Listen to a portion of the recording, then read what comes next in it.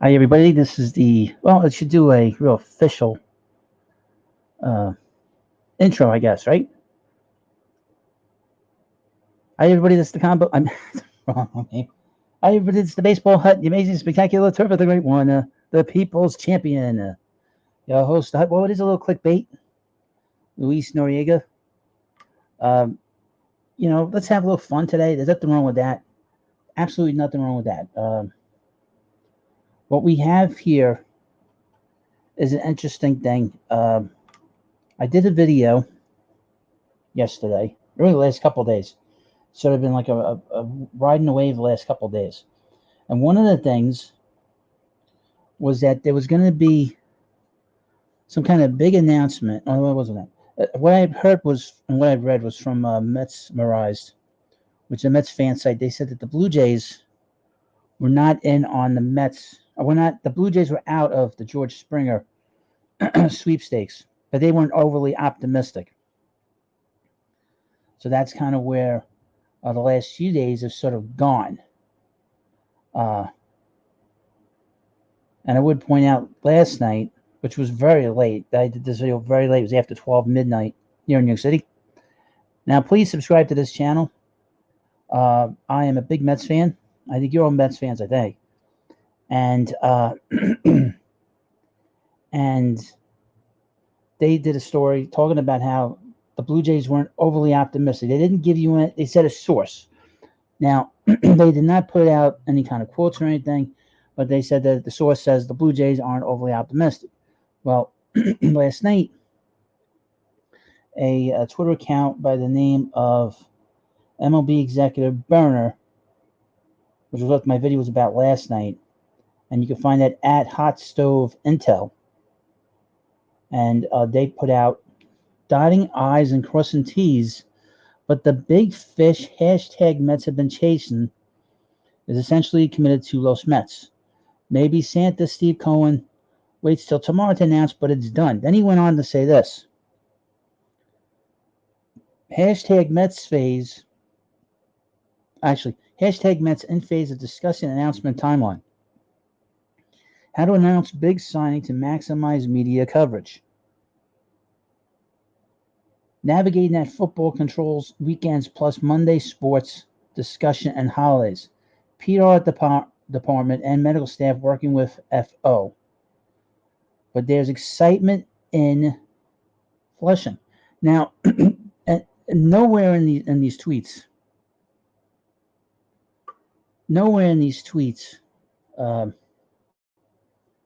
does it discuss who the player was.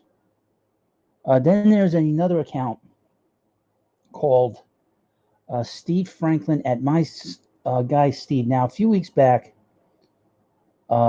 he had posted that the Mets were going to sign James McCann. All right, and he got and he mentioned that, and then he sort of mentioned last night. This was really, I don't know if I noticed this morning. It was this morning I saw this, and he sort of posted a couple of things. A friend of his knows someone that was the same source of the James McCann thing. I'll sort of read some of this. This is from yesterday morning. Deal is okay here. Same buddy texts me. Breaking news. Hashtag Mets about the finalized George Springer deal. This was on December 22nd. He posted this. 5 years, 125 million ish. Hashtag LGM. I broke this news 5 days before anyone else, and then he goes back to McCann. So it's sort of been a thread. And this is from yesterday morning, Christmas morning. Deal is done. Announcement coming today. George Springer signing with the Mets. Merry Christmas, Mets fans. And then we continue on. And then he showed you the sort of the texting back and forth. And this person tells him Mets about to finalize George Springer deal. 5 years, 125 million-ish. Let me get to some of the chats. There's a lot of people in here. My God. I didn't think I'd had this many people, quite frankly. From Randy Urena, I really thought he'd signed. I think he signed too. Then we have BR8, D3 Cycle. I like Mets Mirage. I'm always on there. From Paul, I haven't heard anything on ESPN. ESPN, forget about them. All right, they always seem to be last. You want to follow the guys on Twitter. A lot of them aren't ESPN people. Uh, from Mets fans only, who I credited with me doing this video last night about the unknown big announcement. His channel's blown up. From Mr. George 1226, how come so many clickbait Mets channels have popped up lately? Well, first of all, I think I've said this in my videos. Uh, the Mets have a very large online presence with the fans, and really people just want to know what's going on with the team. And this goes back many years since anything's been online. People want to know about the Mets, and people are talking about them like crazy. And you can't get enough of it. And my channel has exploded. This channel a month ago had about 95 subscribers, and it was just a general baseball channel with some Mets. And now I've just sort of gone, you know what? Since I'm a Mets fan and people are interested in it, just go with the flow. Again, from BR8. Before this year, you couldn't get Mets news on YouTube if you spent. So, well, things have changed. Again, from BR, I know, Mr. George, there is a bunch of them. Samir, you think there could be multiple signing announcements and or both a free agent signing and a trade? I don't think so right now. I think it's going to be mitigated. It's not going to be something that's going to happen right away. I think that, I'm surprised that, well, I'm not surprised. It's been sort of, everything's slow right now with Major League Baseball, with the signings, and with the, the trades, and everything's just slow right now. It was slow last year, if you remember. I think a lot of these players are going to be, and now you're going to have, there's less money in the market. All the big players are going to get big money. And all the sort of second tier guys are going to struggle to get, length of contracts and the money that they want. We'll get into some other things here. I have a well-pond rant I'm going to get into in a little while. We're going to be on this for a while because, since they've sort of mentioned that something's going to be announced, I want to see if I'm going to be on the live stream and on the air, if something happens. So that's kind of reason why I have this sort of clickbait title. There's nothing wrong with clickbait. I get people to watch the channel. And let me sort of mention, I am a big Mets fan. I've been wanting to do a YouTube channel about baseball for 2 years. I was kind of doing a lot of stuff on my other channel, the Comic Book Hut, over the last 2 years. But really, this has been really my focus now on YouTube, is doing everything on the Mets. But I'm a big Mets fan. I know the history of the team. I know the history. It even goes back before I was really following the team. I have a pretty good understanding of the 60s and 70s. And actually, what's interesting now is that right now on the MLB network, they're playing the game where Seaver pitches gets his 300th win. What's interesting is that it's against the Yankees at Yankee Stadium, and the guy who's pitching against the Yankees, I don't know who he is because I haven't seen this game in so long. The guy opposing him is wearing the number 41. So you got two. So you got two guys. You have two guys pitching against each other wearing the number 41, which is unusual. But you want to follow this channel if you're a big Mets fan and a baseball fan. And I pretty much am trying to get back into the game. I've been out of the game sort of the last year or two, because I've been doing this other channel. But I'm going to really into all the other teams, and we'll get into all the stuff. I'm going to do more of that on the live streams from Samir. Any news on the pitching front? If they sign Spring, could you see the Mets pivoting to sign a couple of second-tier starting pitchers or top-tier free agent reliever mixed in? I think if they sign Springer, I think they'll probably go and pivot to sign Sagano. I've only heard one team with the Tomoyuki Sagano, and that is the Mets. I haven't heard any other teams with him. And he is the top pitcher in Japan. I could see them also going after Liam Hendricks. I think he'd be a guy that could really help them out a lot. So it's going to be. That's kind of what I would do. The problem with the Mets is they have a lot of pitching depth problems. Their depth isn't very good. They have obviously they got the best pitcher in baseball. They're bringing back Marcus Stroman, who did not pitch last year. They have a guy who is coming off a rookie season in David Peterson, and he pitched well. So they ask of these other two guys, besides DeGrom, any kind of quality in terms of as a team that's contending, you're asking a lot. So, and because they don't have, hey, it's Coolio Top Notch. Let me get to him. He's an old friend of mine. Coolio Top Notch. According to SNY TV, the Mets are one of 6 teams in the mix for. I will get into the Ha-Seong Kim in a minute. We'll get into him. I'm ready. I'm gonna show you some screens, and I have his numbers from Korea, from South Korea. But where's they going? Oh, the pitching. So the Mets need more than just a guy named Trevor Bauer. Trevor Bauer helped the top end, but it doesn't. You got to be able to spread out the depth. There's no pitching depth with the Mets. The Mets don't have much in terms of the farm system. So you have to be able to sort of spend on that second tier. Guys like Sagano, guys like, just to use an example, Charlie Morton, who was out there. A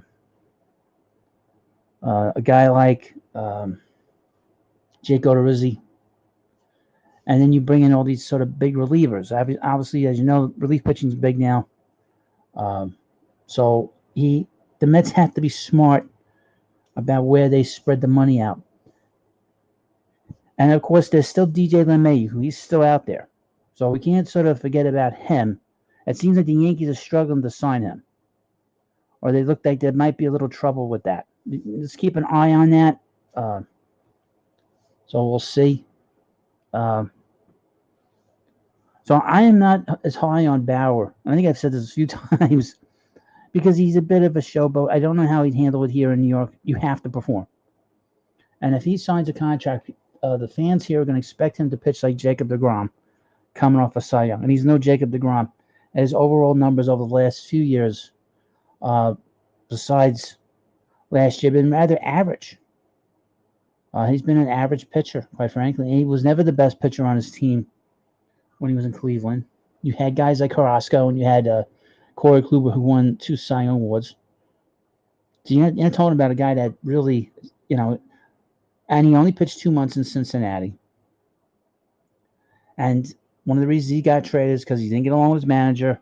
This is a guy who's had a long history of not getting along with people in his own clubhouse, including Jared Coleman with the Yankees.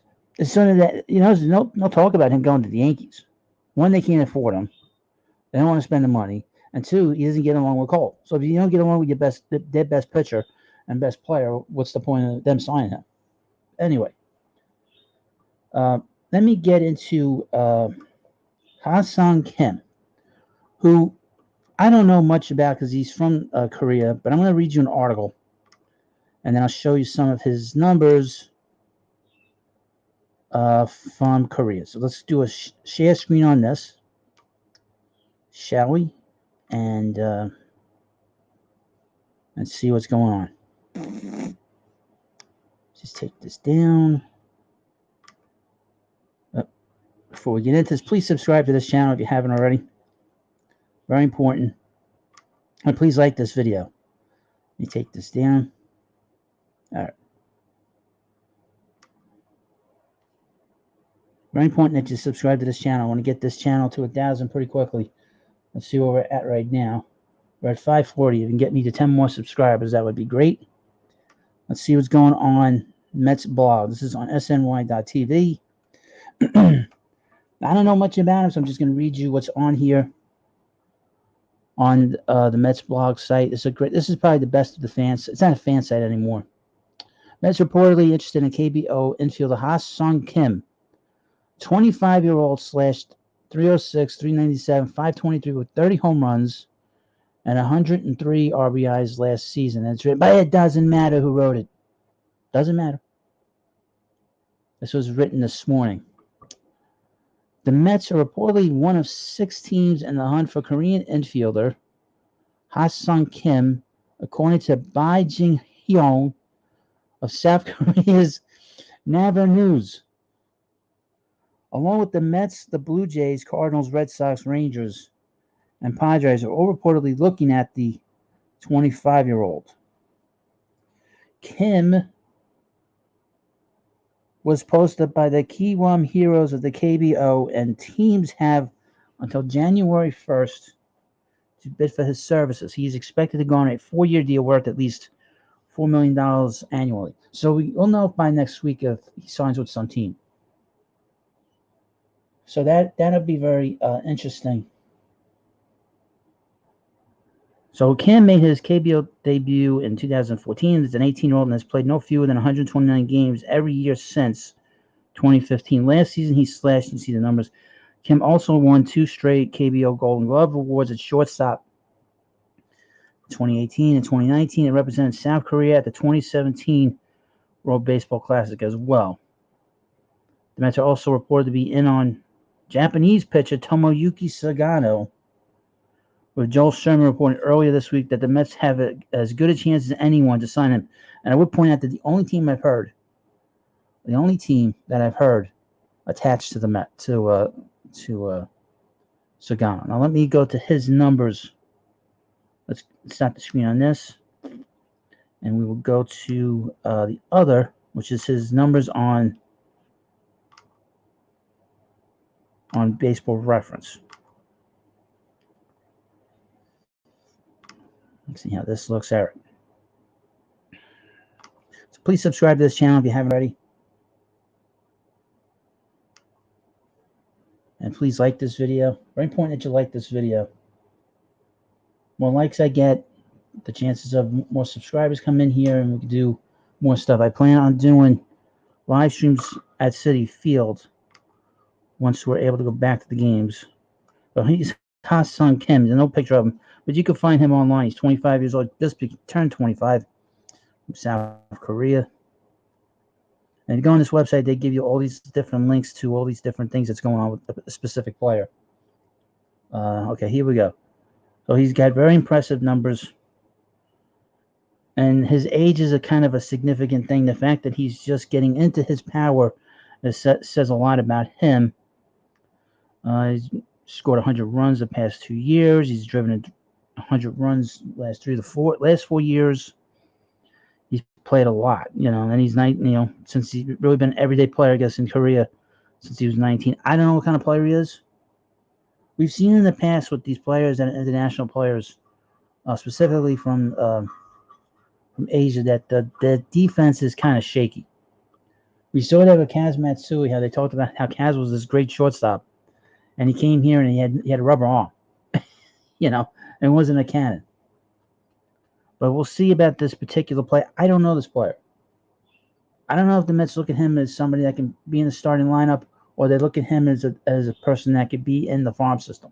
I don't know how they look at him. I don't know how any of these teams look at him specifically. But he is young. He is 25 years old. That really is interesting in and of itself. In and of itself, the fact that he's 25 should tell you about the interest that there is in it. Also, may say something negative about him too. He's 25, and they post him. Interesting to see what kind of character he is. But he's 5'9". He's not a big guy, 167 pounds, but he's got pretty good power. I don't know how the power translates over here. I don't know how the Mets look at him. I don't know how like I said, I don't know how any of these teams look at him. But we will see. We'll see how that comes about. But again, we will see over the next couple of days what's going on with this club, because I'm not I don't know. It's been very quiet, obviously, over the last couple of days, really over the last few weeks, with all these teams and stuff, all these players. It's going to be a very slow market, and I don't know.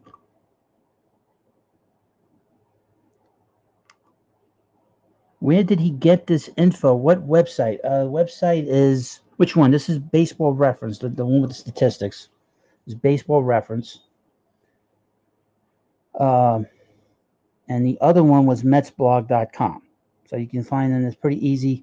Metsblog.com will go into something that says sny.tv. I would point out a little news today about Steve Cohen.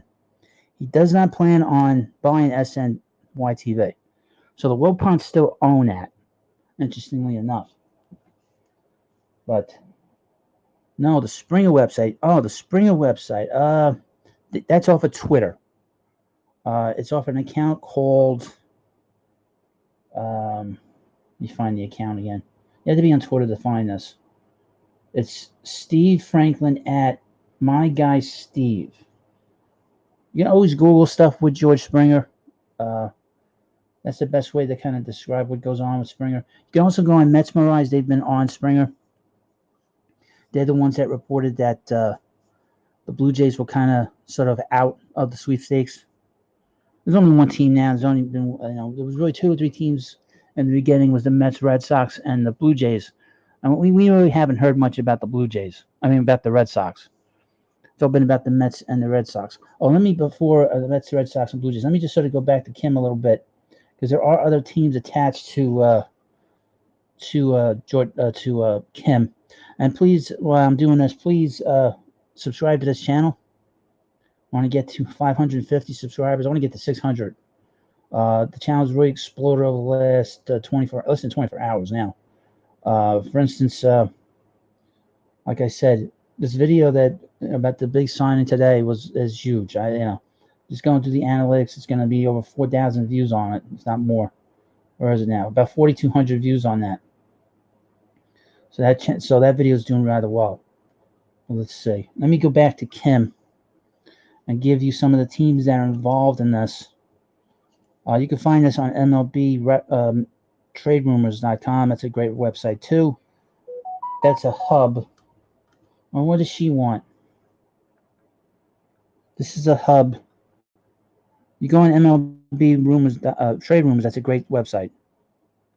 I really like that website. I've been following that website for a very long time.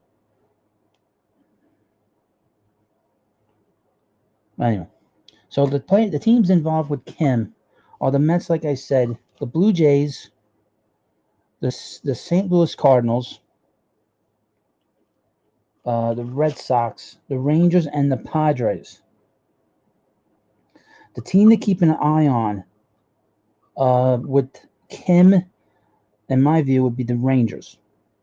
The Rangers yesterday, or in the last few hours, signed Kohei Arihara, who is a player from Japan. He's a younger player, a pitcher. He's got 2 years and $6.2 million. And he came from the Hokkaido Nippon Hand Fighters. These names of these teams are just amazing. But he was signed from the Japanese league by the Rangers. So keep an eye on the Rangers when it comes to signing Kim. Also look at the Cardinals, because the Cardinals could use a third baseman.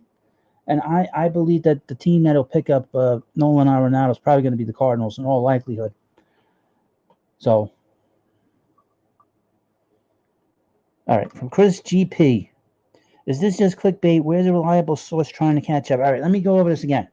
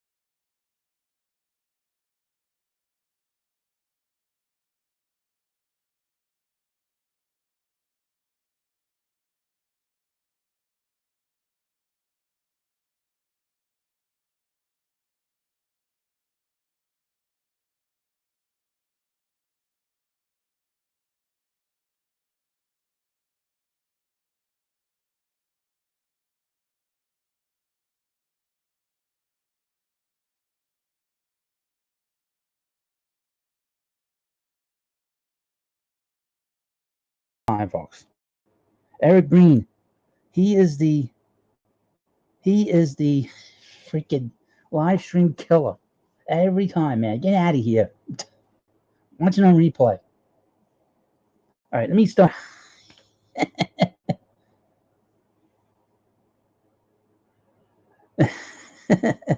Get out of here, Eric. All right, let me start over. So I did a video about how the Blue Jays were out of it, that they felt that they were out of it. So you didn't do it. You always do it. So last night after my live stream on my other channel, the Capitol Hut, I had heard about and saw on Mets Fans Only's channel that there was going to be some kind of big announcement today. And it was going to be some big free agent. And this came from an account called, again, at Hot Stove Intel. And he got information saying that the Mets were going to sign some player and announce it today. That has not happened yet. Now, a little while ago, this morning, I checked another account. And you can check out the 7 line. This is from Darren Meehan. He's got his own website on Twitter.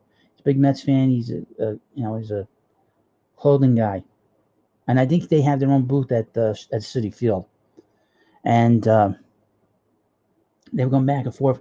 And an account called @MySteve put out that the Mets are going to sign George Springer.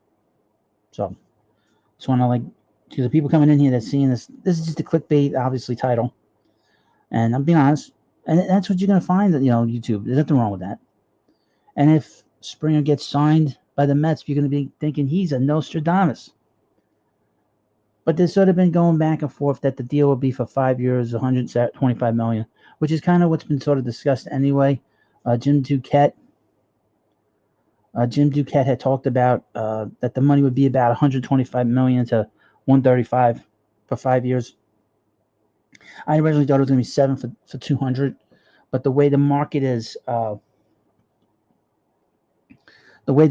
right now, the money's going to drop. So some of these players better sign soon, or they're going to. These teams aren't going to be going out of their way to sign them to big money. But we'll see. But he's an interesting. George Springer, guy does a lot of things well. People don't like the fact that they were involved with the cheating. Let me explain something about baseball, and I think we all know this. Cheating's been going on in baseball for over 150 years. The only difference here is that they use computers and stuff. If they were just hitting on the bags, on the trash cans, that's one thing.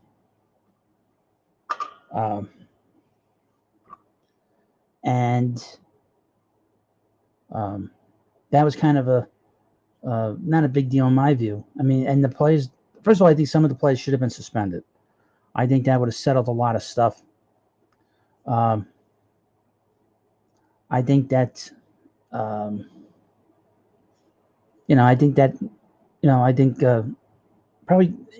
Altuve should have probably. It's hard to tell who's benefiting from what. We do know who the masterminds of it was Carlos Beltran, Alex Cora, the manager, the GM. They all knew about it. Interestingly enough, the manager and Alex Cora both got back into baseball. You're not gonna. I don't think Jed Lunau is gonna get in anytime soon. I think he's gonna have to wait a while. I also think that I'm surprised that Beltran hasn't gotten a job. He should get a job. I would give the Mets to talk to him and get him back into the organization. I'm surprised he didn't go back to the Yankees. He wasn't suspended. And he's a smart guy. Obviously smart. He wasn't smart enough not to get caught. But he was smart enough to come up with this whole scheme. But anyway, please subscribe to this channel if you haven't already. This channel is done rather well, and I don't think there's anything wrong with the title of this video and this live stream. I'm going to be going for a while. And if the Mets sign him to this contract, which seems reasonable to me, you will see that I will be looked upon as a Nostradamus. But you have to take a leap of faith. Interestingly enough, don't you guys read these different kind of predictions from these different reporters like Joe Sherman or John Heyman? They'll go through predictions of where the teams are going to go, where the players are going to go, and where they're going to sign. Do you write to them angry letters about the money that the players are going to get? No. But it's weird how YouTube is that people complain about the titles of the videos and what's said in the video. But meanwhile, you see this all the time in the newspapers, interestingly enough. But like I said earlier, when we get to 1,000, I'm able to live stream with my phone, because YouTube has something different where you can't live stream on your phone till after you get to 1,000 subscribers. By the time we get to spring training, I'm going to get to monetize very quickly. Well, I'm sorry to hear that. Okay? Sorry to hear that. Skadoosh. Goodbye. No need to be nasty. I'm not being nasty here. I'm just telling you how the newspapers are. If the newspapers are telling you how it is. Are you like a comic book fan? Esco? Must be. Well, he's gone forever. Sent off to the Phantom Zone. But he must be a comic book fan, because comic book fans get very irritated. They get very, very, how you say, grumpy. But, what the hell was I saying? Oh, about the cheating. And about Beltran. Beltran, see, the problem with Beltran is he lied to the Mets when they hired him. He said he wasn't that good in terms of, he wasn't all that involved with the cheating, but he was the mastermind of it. He was the mastermind. Exactly, Mets fans only. I'm just the messenger. I'm just a simple, well, not a simpleton, but I'm just a simple guy. A hardworking guy making his way in the universe. That's all I am. That's all I am. And I'm just going through all this stuff. This is not like, comics and stuff. Comics is a totally different audience than this.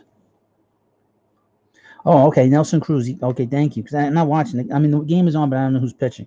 Bill Cali, number 41 versus Seaver against the White Sox. I think that day the Mets were home too. I think that day was a Sunday afternoon. I vaguely remember it as a kid. I think the Mets were home that day. Playing in Queens. Bill Cali from Nostradamus. Still think Jays are in the mix. You do, or you're asking me? I couldn't tell you. But the Mets are hell-bent on getting this player. Mets need another bat in this line. They need a right-handed bat. I think I mentioned this whole thing with the. They need a veteran player that has experience. He's got championship pedigree. He did well last year without the cheating. He did very well. Very well. In the World Series, a very good World Series player. Won the MVP in 2017. So he has a lot of home runs, fourth most home runs in postseason play. And he had 5 home runs in the World Series. So this is a guy that's very accomplished. He sends a signal to us fans that Cohen is extremely serious about winning. It's one thing if you all talk and no action. So the talk has to come with action now. I mean, Cohen has talked a good game, but what was the first move they did? They brought in a guy that's been a backup catcher, who they think is improving. If people had brought in Realmuto, they would have been happy. I might not have been happy because they probably would have to give him a lot of years. Yes, that's the thing. It's all over Twitter, this thing with the Springer. And that's why I'm talking about it. And it is on Google. People are searching it. I can just tell you from what I've been going through here today. That's why I didn't do any video today, because I wanted to see how many views I got on this last video I did. And the last 2 videos are on George. And look at all of you in here. And I can't thank you all enough to come in here and listen to me. Now, I have been following baseball since I was a little kid, for many, many years, since 1982. So I've seen a lot of stuff come and go. A lot of players come and go. I've been a Met fan since 1985. So I'm sort of giving you my opinion and my experience and just sort of what I think. And there's nothing wrong with that. So, but Springer is such a very impressive guy. I mentioned I compared him to 1983 when the Mets brought in Keith Hernandez. When the Mets brought in many years ago, if you're an older fan, when they brought in Don Clendenin back in '69, and they needed a guy that was a veteran guy who had played in the leagues for a long time, played in the National League for a long time, had a real credibility to his game, was a bit of a run producer. He actually hit more home runs with the Mets the following year and the year after that than he did really before that when he was with the Pirates. And then he what was he with the Expos? And they picked him up anyway. So, and then the Mets brought in Keith Hernandez, and that was a big credibility situation. It has not happened yet, but it's going to happen, I think. Then we have.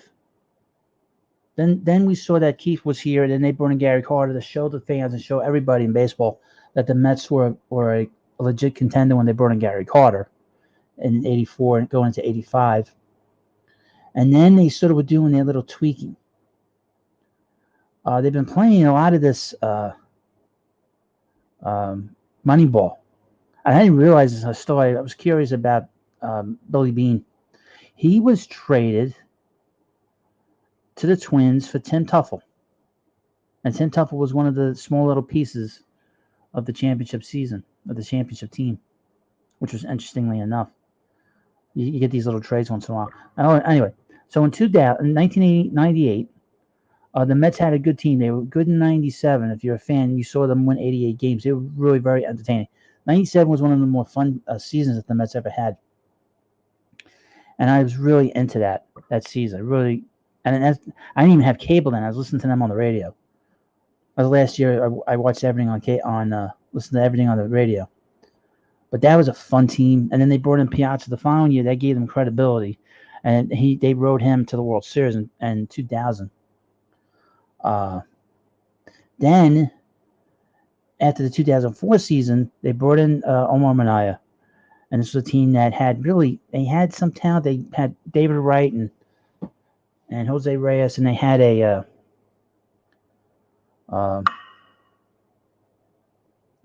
Jose Reyes and David Wright, and then they had old Mike Piazza. And they didn't really have other than that, they didn't have much of a team. So they brought in Pedro Martinez to give them credibility. That was the way they were able to sign Carlos Beltran. And once they signed Beltran, it really gave them a lot of credibility. And the next year they brought in Delgado, and they brought in Paul LaDuca, and then the team really started to and we had that great team in 2006. Then in 2015, they were playing well, they were pitching well, but they weren't hitting. They started they brought in Uribe, and they brought in Kelly Johnson. That was a signal that the front office was saying, all right, this team is good, but it needs a little more oomph to it. So you have those two guys, and they brought in Cespedes, and that really changed everything. And they rode him to the World Series, and that was a signal to everybody that was serious about winning. Now we're in that same situation right now, in my view. So that's why it is important that they just signed.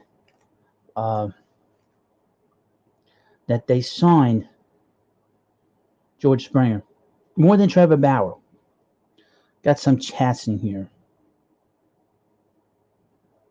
This is from T-Dog 736. I've seen people say he signed him, but hasn't announced it because they don't have to now. Well, the thing is that's the weekend.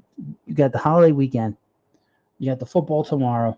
It makes no sense to announce it today. I was hoping they would announce it so I can have it in the live stream, So I was like, you know what? Just come on the live stream.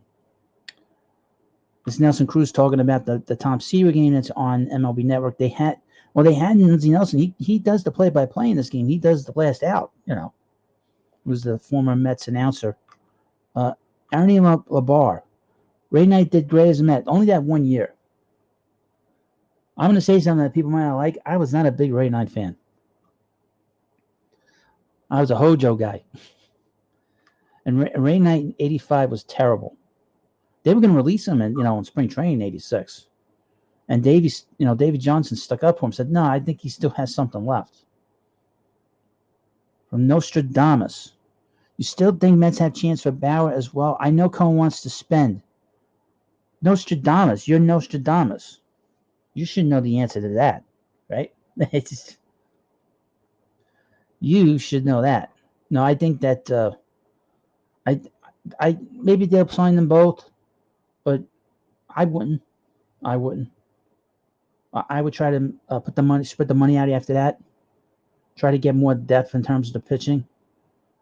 You spend all the money on him, you might not be able to get Sagano. Sagano might be a separate situation, but you might not be able to sign Odorizzi. You might not be able to sign a couple of pieces for the bullpen.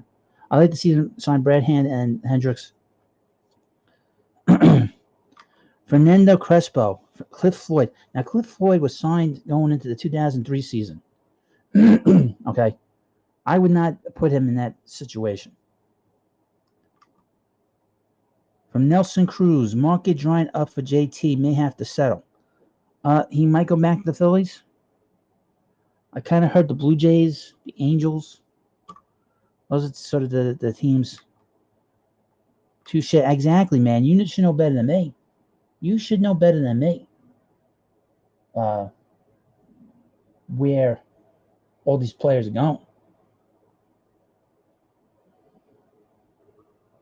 Well, thank you, Chris GP.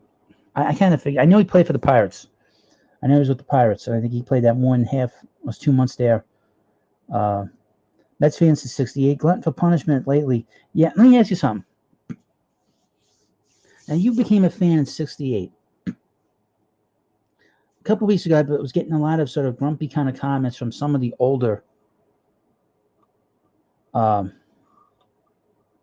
I sort of was touching with some of these grumpy older Met fans, and they were complaining about how they were long-suffering fans. And a lot of them said they were fans since 1965. Now, you've been a fan since 68.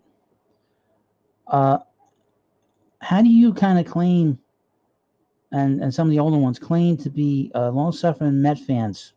If, say for you, for instance, respectfully, your Mets team won a year later. There are fans. I know someone who was born in 1988, and he's never seen the Mets win a World Series. It's 32 years. I've never seen it, never feeling it. So when I hear some of the older fans, I haven't had them over the last few weeks complaining to me. A lot of them are getting complaining. They were giving me history lessons. I need a history lesson. But let me ask you, what do you think of that? You've been a fan all these years, but the first year after you became a fan, your team won. What do you think about these fans that have never seen them win? All these young people, all these younger fans. Because most of the young fans are younger than me. They go to the games more than I do. And probably more than you do. So what do you think of them having to not seen the team win all these years? And it's from Ryan McCarthy. I'm sorry if you touched on this, but where do you stand on DJ? I didn't touch on that. Not in this live stream. Let me think, Ryan. Okay, I think they'll sign George Springer. And we'll find out probably in the next few days, I would think. I think that that's an obvious thing. I think he will be here. Like I said, they'll give him credibility. After that, I would think that the next step for them would be to start bringing in some pitching. Sagano is a guy that has a deadline. I think it's in the next 10 days or whatever. I think it's the 4th or the 5th of January or something like that, where his team will pull him back. And the Mets are the front runner for Tomoyuki Sagano.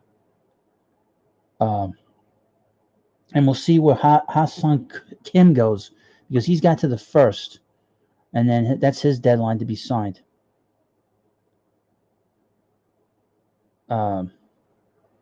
So where is DJ gonna go? It's a good question. I like him a lot. There's a channel called MLB Deportes who put out a video saying this guy's got 21,000 subscribers. My buddy Bangkok Baseball told me that this channel had posted a video saying that he was going to the Mets for 5 years, $110 million. So I couldn't find it. I didn't know it was a YouTube channel. My buddy sent it to me, and the channel stole my thumbnail. And I was like, really? They stole my thumbnail and just basically made up what was said in the video. What I said in the video. Now, I said in the video that he was going to sign a 5-year, $100 million contract. I didn't necessarily say in the title he was going to the Mets.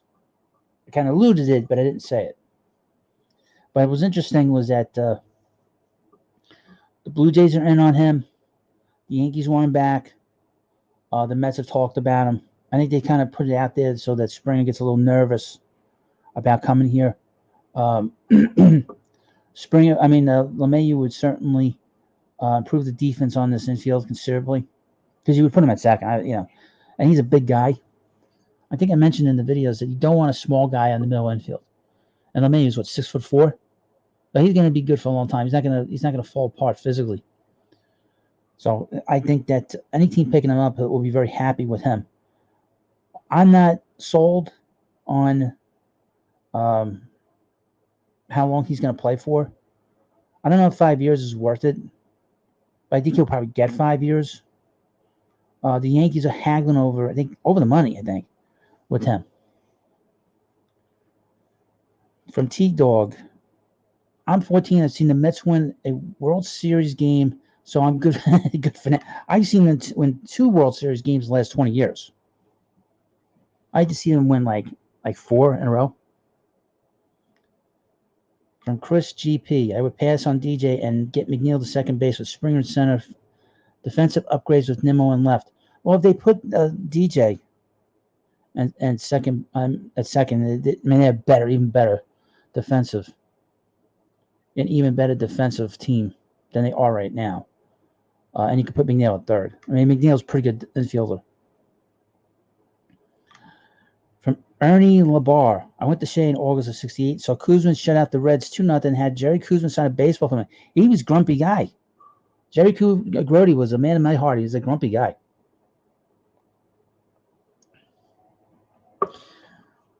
It's a shame that we had this sort of pandemic. We could have seen Jerry's number get retired. Hopefully, we'll see his number get retired. I have like a bit of a man cave here. And I have it on one of my walls because I went to a lot of games last year. I got a lot of pennants, and I got a lot of the sort of the numbers, the retired numbers. So I got 2 of the big retired numbers, which was 41 and 31. And I really wanted to get 36. I was really ticked off, But I have here, just to sort of let you know, I have Pete Alonso's winning the home run derby, a banner.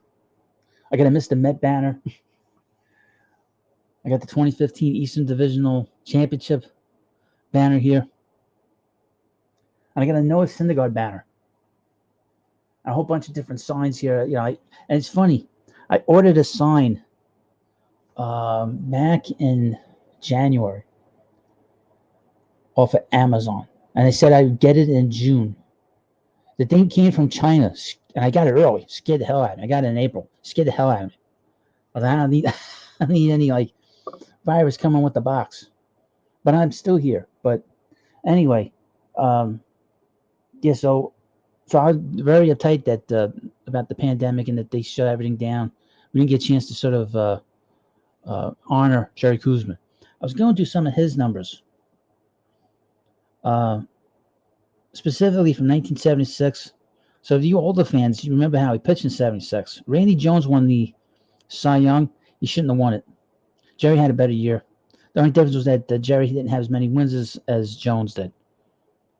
So, and he was a great Met. A step below a Hall of Fame pitcher. Those last 2 years with the Mets killed his chances of getting into the Hall of Fame. To go 3-15 and lose 35 games the last 2 years, terrible. They should have traded him right after that. I should go into my Wilpon rant, right? Should I do that? But before we get into that, please subscribe to this channel. I want to get to 550 subscribers. We're up to 544.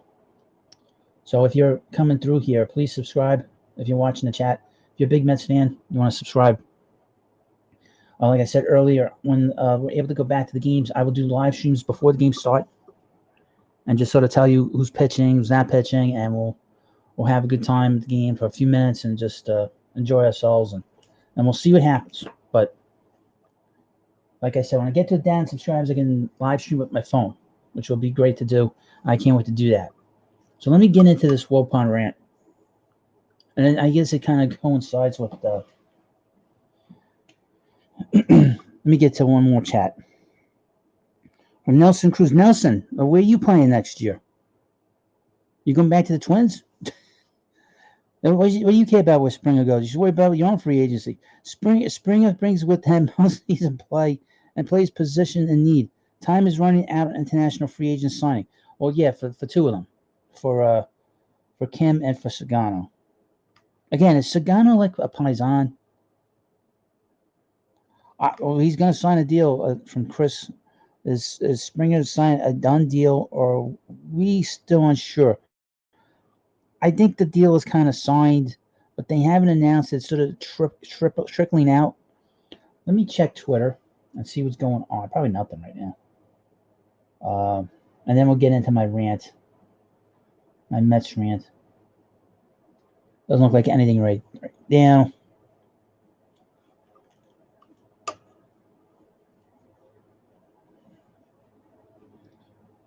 From Chris GP, he answered me. I think that it's unfortunate. 69 Mets were a shock. I was referring to the Wilpon Mets, and I feel bad for those. Not like I have seen a lot of championship, but I get your point. Oh, thank you. So let me give you a couple of newsworthy items that happened this past week. Zach Scott was announced as the assistant GM. As we know, Jared Porter is the general manager now. Chili Davis, from what I understand, is coming back as the hitting coach. That hasn't been announced yet. I think Pete Alonso sort of mentioned it on a podcast. Dave Joust, the bench coach. Jeremy, and that was announced. Jeremy Hefner is the pitching coach, as you know. Then bringing in Trevor May, kind of sort of let everybody know that. There was a trade this week. The Pirates traded Josh Bell to the Nationals. The two pitching prospects. That'll be interesting to see how that plays out. He's not a high wins above replacement player. So it's not a situation where he will have big impact, but you never know. I did a video yesterday talking about the big free agent signing. There was no names attached to it. But there's sort of, you've seen these trickling out of George Springer today and a couple of websites. You want to watch this video on replay. I'm not going to say it again right now in the first hour. I'm not going to say it a third time in the first hour. And we have Sagano, who's the Mets, the front runners to sign him. We have, we'll see what happens with him. We also have Ha-Seong Kim. He's from Korea. There's plenty of teams in on him. All right. Now, going back to Jerry Koosman. He won number 36 for the Mets. He's probably the greatest lefty in the history of this team as a starter. After that is Sid Fernandez, I would think. I guess Johan's probably after that, and John Matlack. Jerry was sort of a guy that got forgotten as a player because he wasn't Tom Seaver. You know, when you're not Tom Seaver and you're on that staff, you're gonna be forgotten. And Jerry was forgotten. He pitched the last out of the World Series in '69. He'd won 20 games for the Mets. He won 19 games in 1968 for the team. And he was a great pitcher in his own right. He was tough. He was the guy you wanted on the mound with the game on the line, season on the line. even more than Seaver, to be honest with you. Now, they finally decided, the Wilpons finally decided with this sort of panel that they had that had to do with Gary Cohen and Jay Horwitz and Howie Rose, and they decided that they were going to finally retire Jerry's number. And here's the funny thing about Jerry's number. At the end of the 2008-19 season, they announced the last week of the season, the last homestand of the season, that they were going to retire Jerry's number. But the number was in use. Mickey Callaway was wearing the number. Mickey was wearing the number. And the funny thing about it, as I remember at the time, I was like, Mickey's going to get fired. They could have told Mickey before the season that they were going to retire Jerry's number. He didn't, and I think he wore a different number the year before. So this was his second number that he wore as Mets manager. So I knew right then that Mickey was gone. So, I mean, they should have retired Jerry's number back in the 80s. After Seaver's number had been retired, probably after 92, when Seaver went into the Hall of Fame, looking back on it, they probably should have retired Jerry's number then. Let me get to some chats here. From Chris. Great Mets stuff. Been a Mets fan my whole life. So the 86 championship. Boy, I just won another one. Me too. From Z's Sports Cards. Springer signed. Not yet.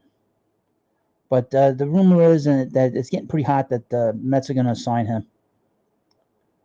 All right.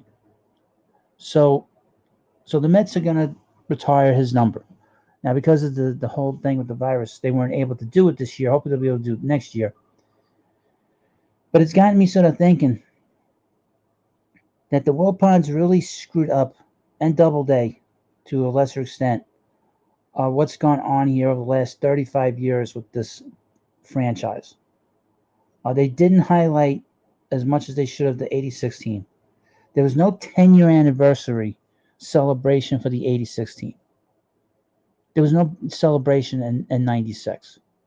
And it would have been nice, considering how bad the team was then, that they could have had a celebration of that team. They didn't do that.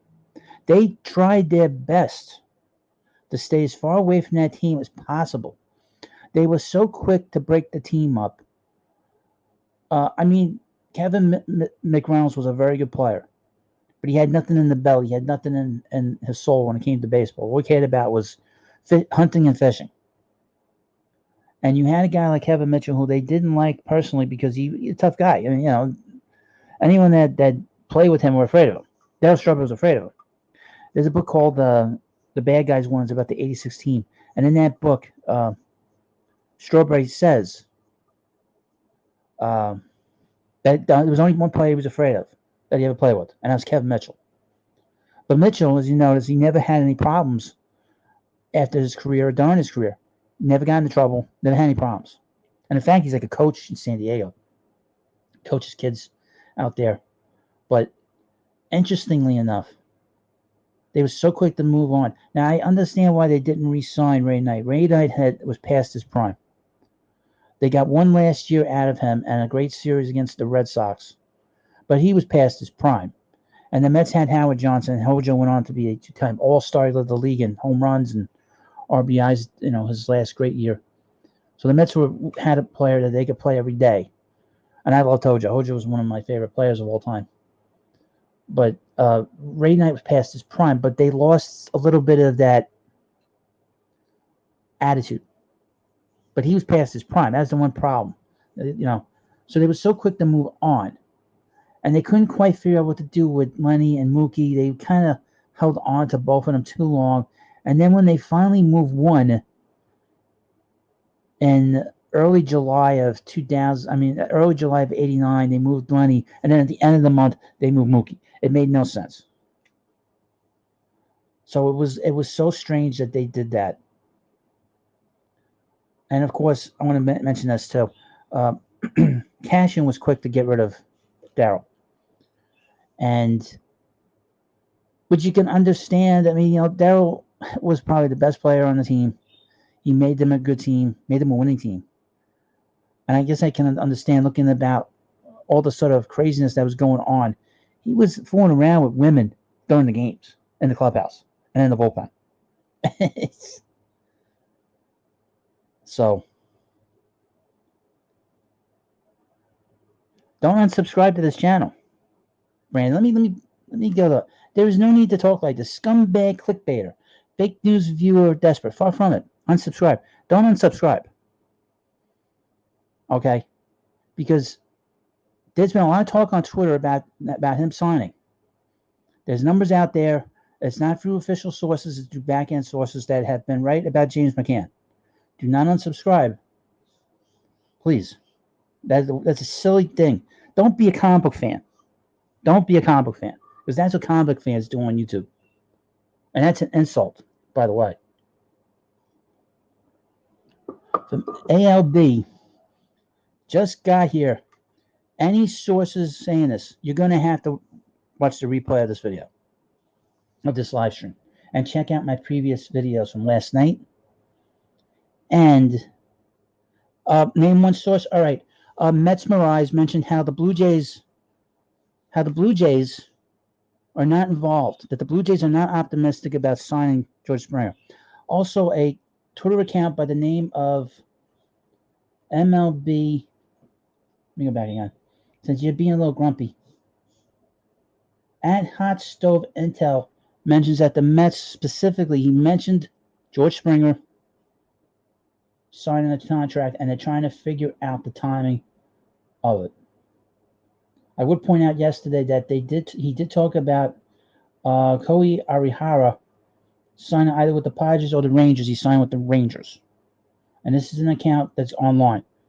Now, MLB Executive Burner at Hot Stove Intel did not mention Springer. There's another account called Steve Franklin at my guy Steve. And he mentioned Springer. Okay? So I got three sources here that eliminates a competitor and mentions a player, and another source mentions a big move happening. Do not unsubscribe. From Hunter should happen this week. I would think that they'll probably announce it. I started doing the live stream now, hoping that we might get some kind of news. So that's why I kind of pushed off the live stream. I was hoping to start around 3:00. Because really between 9:00 and 3:00, you get a lot of news with Major League Baseball on Twitter, and it hasn't happened. But anyway, let me get back to the numbers. Please don't unsubscribe. Okay? And I'm not desperate, trust me. Far from it. But please, just stick with the channel. Those are real sources. Well, I'm sorry. You're going to have to deal with it. How am I going to... Let me ask you something, guys. The guys that don't like the titles of these... you read the papers, those are clickbait titles, right? No click... All right, whatever. I'm not going to argue. If you don't like my videos, then I'm sorry. Okay, I told you I'm just a fan, like you guys. I'm not a reporter. I'm going to say this for the last time. I am not a reporter. I'm going based on stuff that's online. If you don't like the titles of the videos, there's nothing I can do about it. If I don't do good video titles, nobody's going to watch the videos. It's as simple as that. Okay?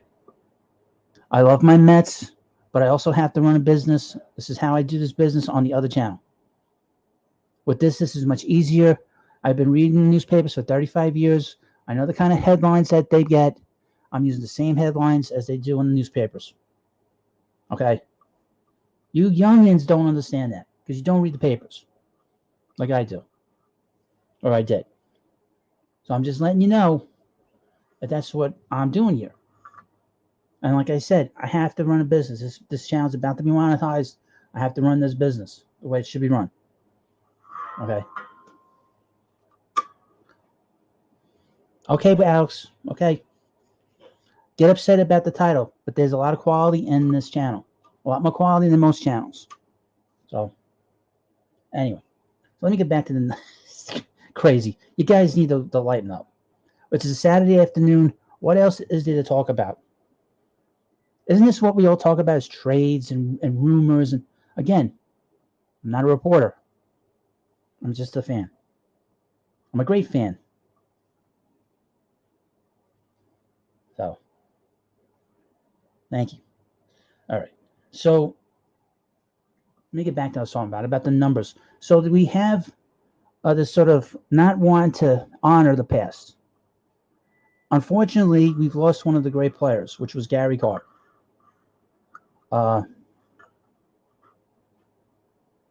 And Gary Carter is a Hall of Famer,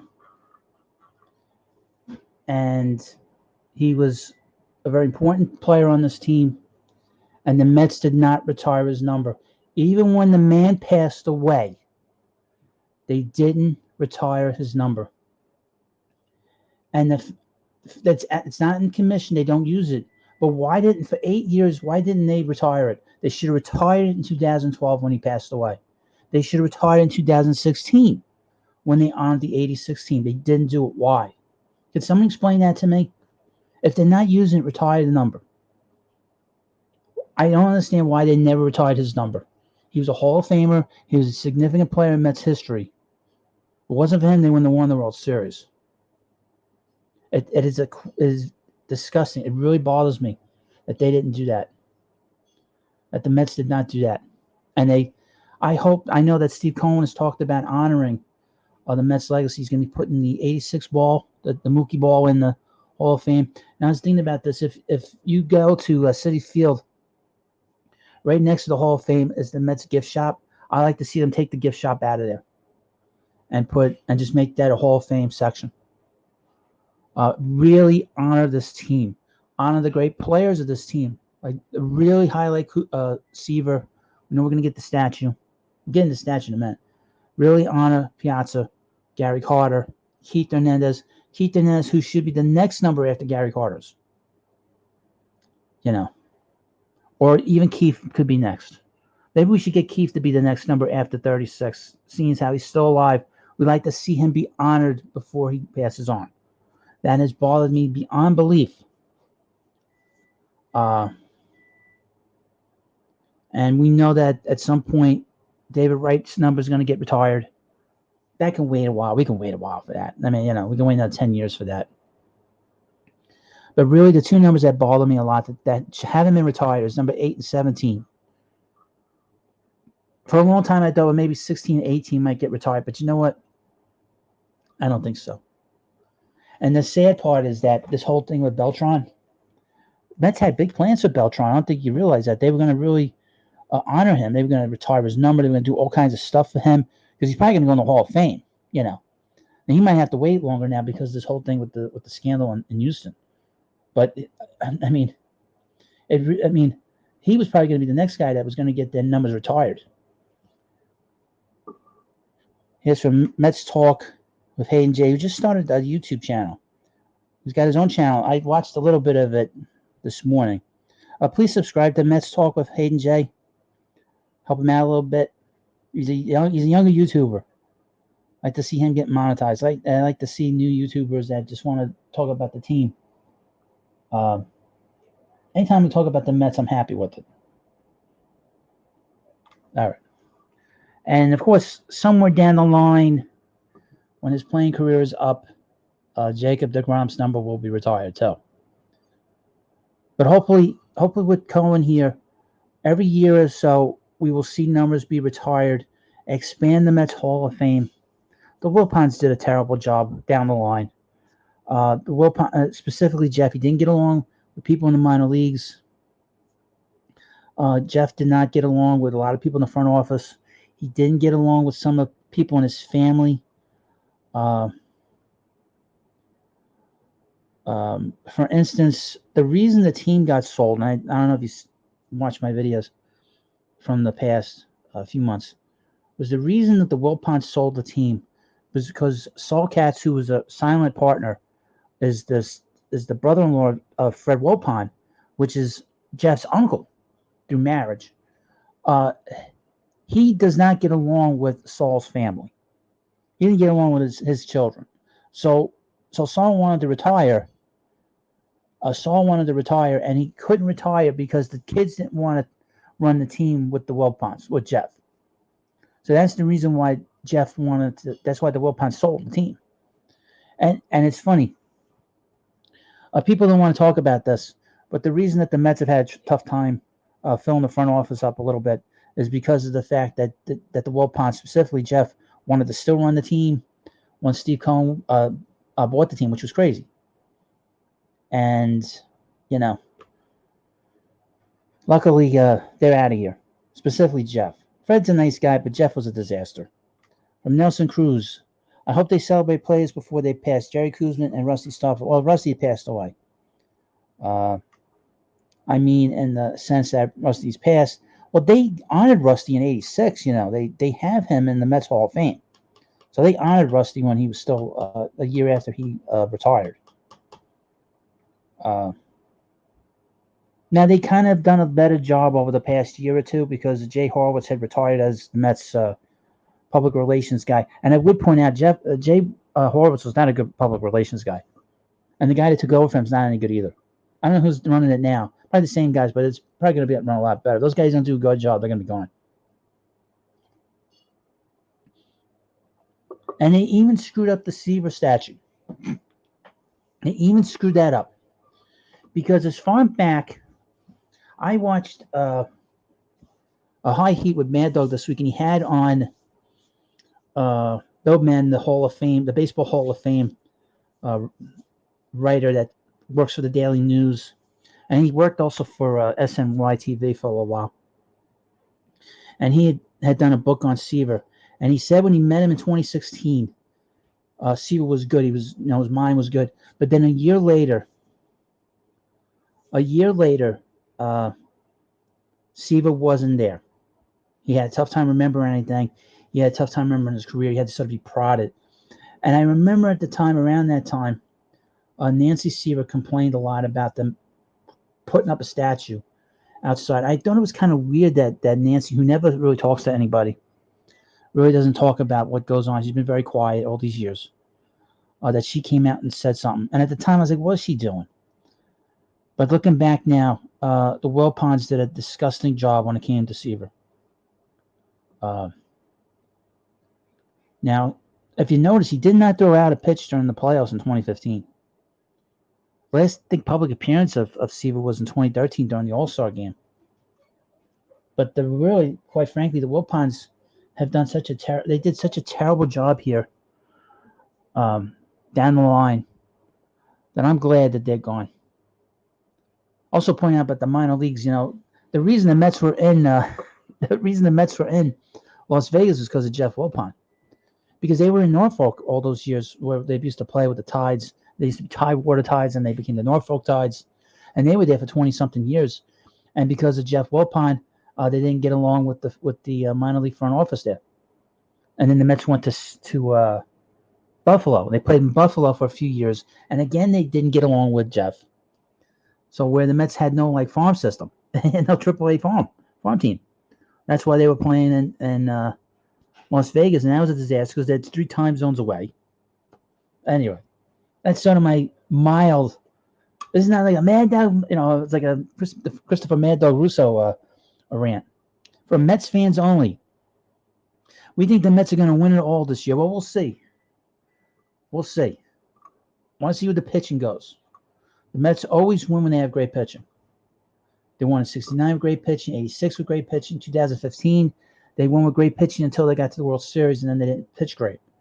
Jacob deGrom didn't pitch well, and Jerry's Familia did not pitch well either. Now, as I take a moment to take a breath, please subscribe to this channel. Please like this video. When this video is on replay, let me know what you think about it. This is just shooting the breeze here and just talking about our team, and hopefully they'll bring in some more players. We've talked about George Springer. I know it's a clickbait title for this video, but keep in mind that I have to run a business here, and I'm going to do that until whatever. From Elliot Rivera, I really hate the Wilpons. Well, we can say in the past tense, I hated them. From Ryan McCarthy, do you like Alonso's glove at first? I would or would you prefer Smith? Now, obviously, Dom Smith is a very good first baseman. He's probably going to want to Gold Glove someday. Based off of what I saw from Pete in 2019, I thought he was very good at first. The one thing I noticed is that he took a lot more chances than he probably should have, which probably caused him to make some errors. His defense this past year was not very good. I think the Mets can survive with him at first, but he's going to have to go back to how he played first in 2018. It's going to be interesting if we get the DH next year. Who plays where over the next couple of years? I mean, it's a weird thing. Dom has 2 years on his arbitration, which Pete doesn't have. So we're going to get a decision pretty quickly on what the Mets are going to do over the next few years with the two of them. I would not move either one of them this offseason or even next offseason. I want to see more. And I would point out that in 2019, Dom got hurt, and he missed a good portion of the season. So his sort of numbers, I didn't get this chance to see him every day. From Ernie LaBar. Did they retire Kranepool's numbers? He still is the longest Met as far as I know. They only have 2 numbers retired as players, and that is Tom Seaver and Mike Piazza. Kranepool he wasn't really a great Met. He was a Met for a long time. He doesn't deserve to get his number retired. And I would point out that was Jose Reyes' number. So Jose Reyes should have his number retired, but he's not going to get retired. By the way. What's this? From Man Overboard. Breaking news. Mets signed George Springer to a 4-year, $117 million contract deal. Well, that's great. Get him for 4 years. I think this guy's taking on some water going overboard. From Kendrick Johnson. Mets fans are amazing. No pun intended. You're absolutely right. From Robert. Yeah, Merry Christmas to Steve Cohn and my fellow Mets fans. Well, let's go Mets. From Captain Frank. Did this deal actually happen yet? Not yet, but there's been plenty of rumors. You need to watch this this live stream on replay. I get into it. We talk about the different Twitter accounts that are sort of not the media. The media has not come out and said not. I know it is a holiday weekend, but some of them have been writing on. They did announce the Rangers signing that Japanese pitcher. Toby, this is bull. Keith Hernandez just signed a 3-year, $30 million contract with the Mets. It is what it is. I know. He could probably still play first at his age. He was that great of a first baseman.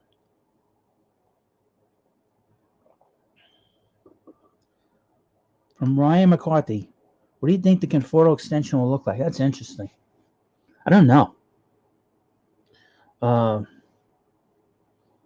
It'll probably be in line with some of these other players. I'm trying to figure out who he is most like as a player. Now he had a very good 60 games here, but Michael tends to get hurt sometimes. He got hurt in 2017 on the weirdest. He swung a ball and he, dislocated his arm on a swing. He got hurt the last week of this past season. I mean, he had a good 2018. He had a very good 2019. I don't know. I mean, it'd be at least 5 years, But he does have Scott Boras as his agent. I know they like him a lot. I know we all like him a lot. He's gonna be he's 28 years old. Is he worth a 7-year contract? I don't know. I don't know about a 7-year contract. Ellie Rivera, I would say 5 years. Yeah, something like that. I don't know. I mean, he's not as good as, say, just to use an example, as Bryce Harper. He's the guy that's a big contract. I'd like to see him have a full season next year. Then I can have a better assessment. But if they were to sign him going into before next season, they've got time, before spring training starts. Maybe they talk to him a little bit and get a gauge of where he is. Who do you like on third base? Kendrick asks me. Yeah, that's a good question.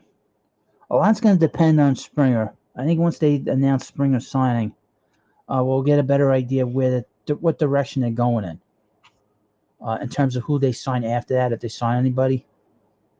I would point out the next 2 weeks we'll have a pretty good idea if they sign Sagano. We'll also have a pretty good idea on this Ha-Seong Kim, who's from South Korea. He's got to the first for some team to sort of sign him to a posting fee. Then they'll have the rights to talk to him a little bit. So keep an eye on that. But who will play third? Well, I don't know what's going on with DJ LeMahieu. If the Mets sign Springer, I would think that Trevor Bauer is not going to get signed. I would assume the next move after that would be getting some pitching in here. Sagano's probably the number one target because they don't have to. He's kind of outside the market a little bit, so the money for him might not be as high as for instance, a guy like Bauer or Rizzi. So we'll see. Springer is not official. The reporters have not mentioned it, but they have not disputed it either. Because a lot of people are talking about it. I know that Darren Meehan, who's the owner of the 7 Line, has been talking about it. Also, know Matthew Cerrone, who used to own Mets Blog, has been talking about it too on Twitter. So this is a rumor that's going around. So if it's not true,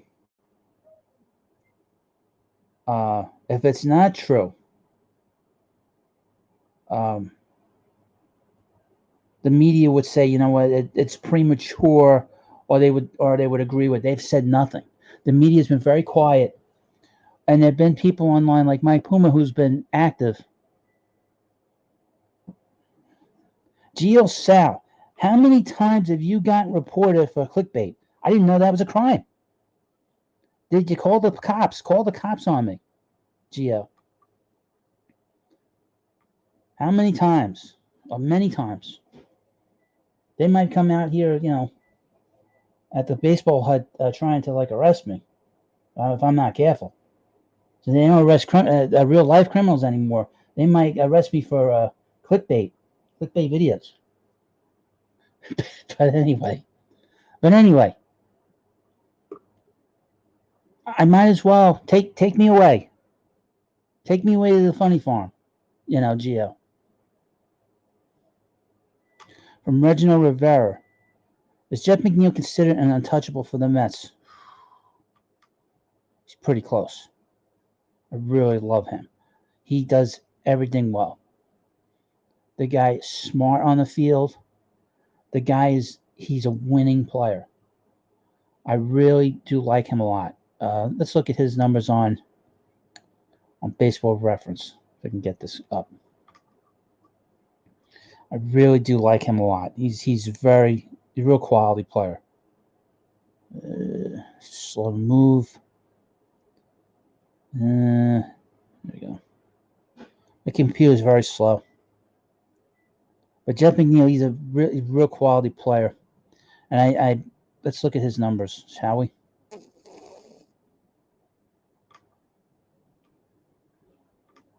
He could play anywhere. I'm fine wherever they want to play, as long as it's not the outfield. As long as he's not in the outfield, I'm fine with him, quite frankly.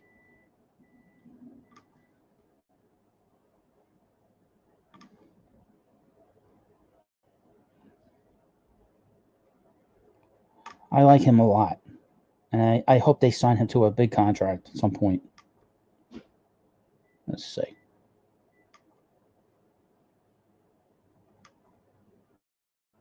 All right, McNeil is 28 years old. That's important to remember. I wish he kept that number 68. I don't know why he changed that number. I don't like number 6. It's not a lucky number. Even though that was Wally Backman's number. It's not a lucky number. His WAR is very high. 9.4 is pretty good. He's very good defensively anywhere he plays, but I'd rather keep him in the infield. We should get more value out of him as an infielder. Let's look at his overall numbers over the last 3 seasons. He's an all-star. Finished 6th in the Rookie of the Year award in 2018. He's a .319 hitter. He's got over 1,000, close to 1,000 at bats. He's got a lot of power. The only thing is his health, and that's been his problem even in the minor leagues, was that he was a player that couldn't stay healthy. But really, he is about as bad of a ball hitter as we've seen in the major leagues since Ichiro Suzuki. In a lot of ways, he reminds me of Ichiro, quite frankly. He really does remind me of Ichiro in so many ways. Man overboard. McNeil is a top 30 player in the Major League Baseball. I agree. Man overboard. I would say he's untouchable unless it's from Lindor. I don't think you'll need to trade McNeil for Lindor. You could always wait till next year.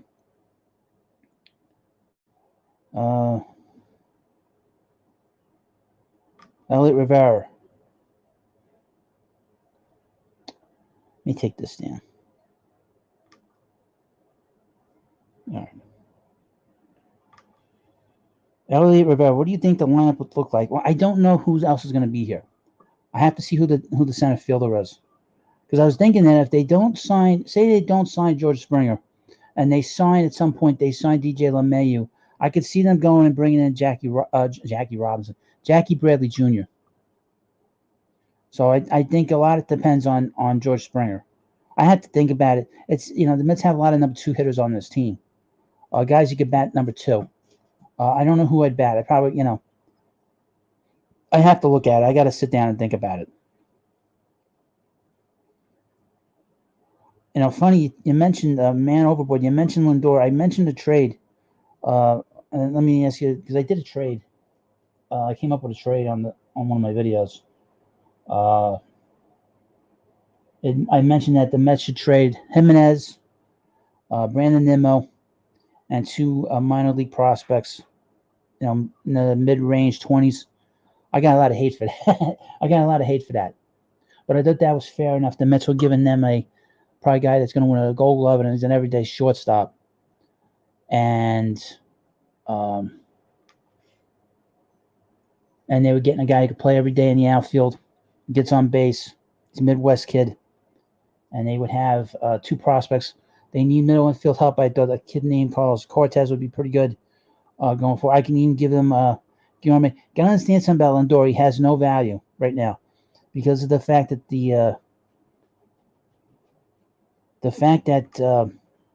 they've mentioned how they were going to trade Lindor. His value is not very high. From Asia Robertson, isn't Nimmo a Sandy guy? Yes, he is Sandy's first draft pick here. He is a Sandy guy if there ever was a one. He's a guy that gets on base. I would point out about this kid from Korea, from South Korea, Kim. I failed to mention when I showed you his statistics earlier. He's a high on base guy, so he's a guy to keep an eye on. I don't know what kind of player he is. Also from Asia Robinson, DJ wants to remain a Yankee. Well, he has not signed yet. Now we keep hearing about how both sides want to stay. They all want to be together, but you don't see them making any move to be together. Not yet, anyway.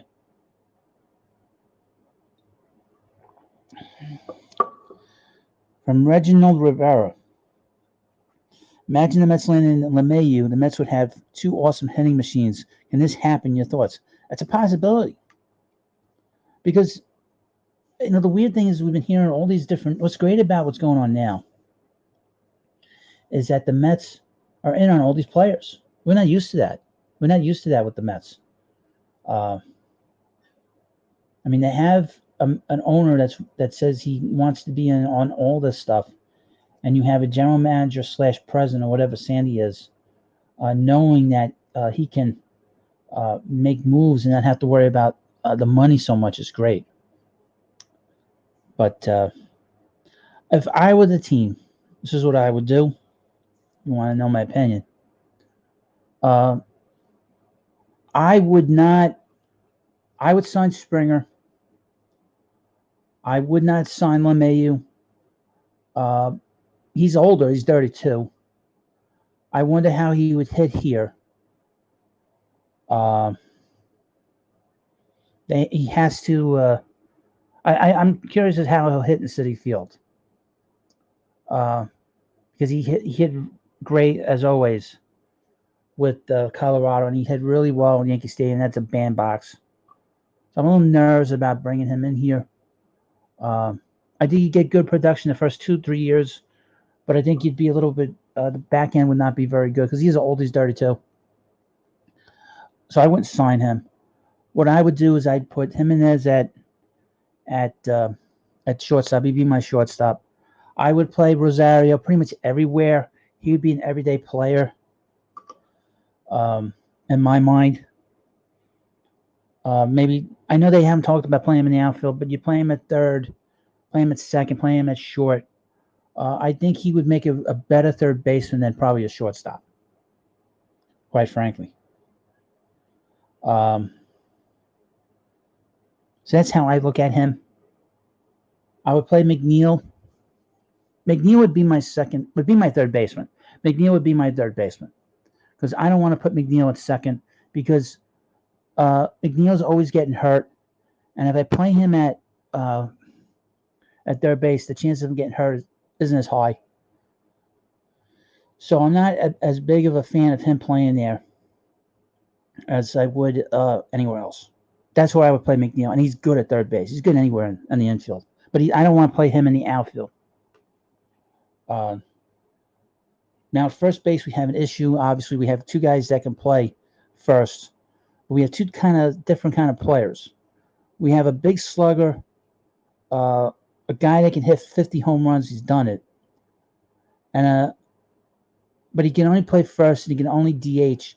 Then you have the complement, and that is Dom Smith, who's a slick fielding, sort of classic kind of lefty type hitter, who you can put him in the outfield. You could put him in the outfield, but he's not an outfielder. And without the DH, it kind of hurts the playing time of Dom because, like I said, Dom did not play in the second half last year much because of his injury, because of his foot or leg or whatever it was. And the Mets played really well in the second half, and Pete was the main first baseman. He was the first baseman in 2019. So we know what kind of player Pete can be through 162 games. Dom has issues. He has his weight. He's got to keep it down, or he can't play the outfield, and it hurts his maneuverability. But if you have the DH, you can sort of rotate a lot of the guys going forward. You could put Dom a little bit in left field. Dom has to play every day. So he's playing first, or he's playing left field, or he's DHing. You have J.D. Davis. He's not a third baseman. J.D. Davis is not a third baseman. I don't like his arm. It's too erratic for third base. I would prefer to put him in the outfield and prefer him to DH him and do my best to get him in 162 games. He is a big-time bat that needs to play every day. Brandon Nimmo I look at Nimmo as a trade chip, but the Mets have a problem if they trade him.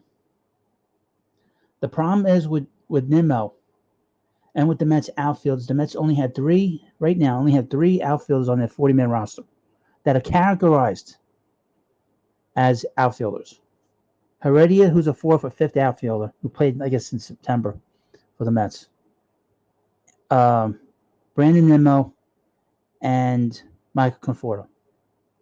So they don't have guys that are other outfielders. All the guys that play the outfield are infielders. Dom's an infielder. J.D. Davis is an infielder. Jeff McNeil's an infielder.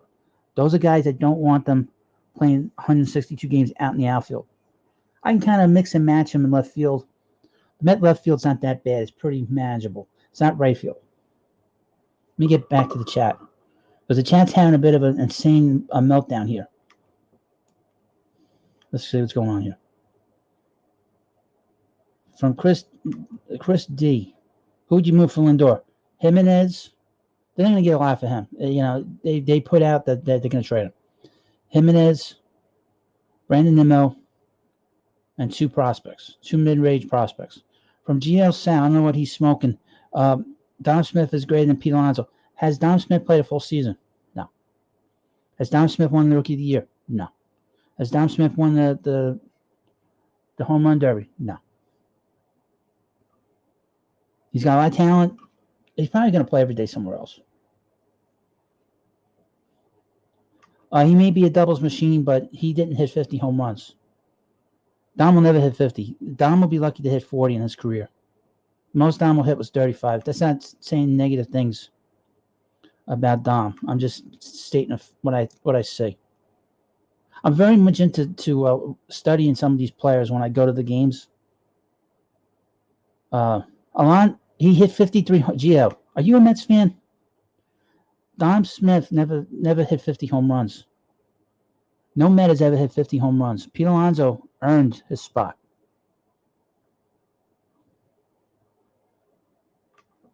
He hit 53 home runs. It's the most any rookie's ever hit. And he didn't get hurt the past 2 years. I think eventually, really what's going to happen is because Dom has 2 years on Pete in terms of arbitration, we're going to find out pretty quickly how the Mets feel about Dom. Dom is going to be the kind of guy that we're all going to kick ourselves, the Mets trading him, but he will be a guy that they will get a big player for that will help them win a World Series. I'm going to make that prediction. I'm just going to say it right now. That's what's going to happen eventually, But that's kind of how I look at the team, the everyday lineup. It's sort of a work in progress right now. I don't know who's going to play shortstop next season.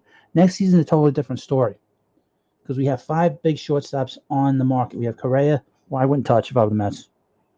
Trevor Story, he's a Colorado guy. Javi Lopez, Javi Baez, who I like a lot. And the 2 best shortstops, Lindor. I didn't realize how much baseball really likes Lindor until the last few weeks. And of course, Corey Seager, who might be the most talented. He might be the most talented and has the most intangibles as a player. From Coolio, top notch. But Dom Smith can help them win a World Series. See, there's more than one way to win a World Series. You can use players in a trade. We're going to find out pretty quickly over the next year or two what their long-term plans are with Dom.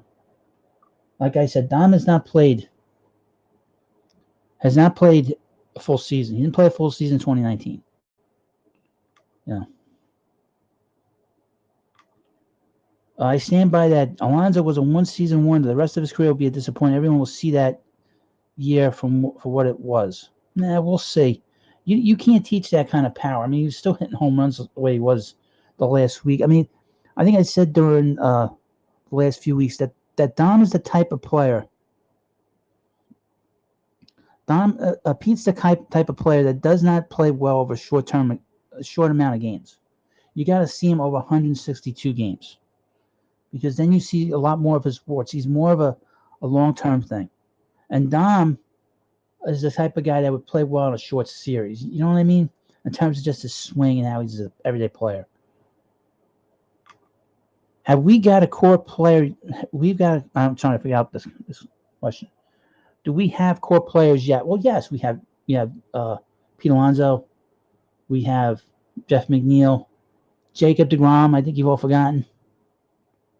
Dom Smith. You're going to have to add some core players. George Springer might be a core player. The future shortstop of this team will be a core player. Either be Jimenez.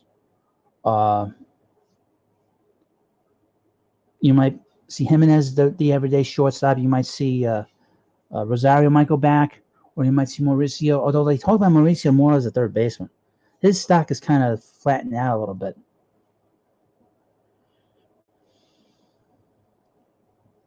From Kendrick Johnson, I give Pete 40 plus home runs. He was on pace to hit 40 home runs. Cool top notch. That's not something to sneeze at. Not everybody hits 50 home runs. He's the only player that hit 50 home runs last year. And that's in a year where everybody's hitting home runs, 2019,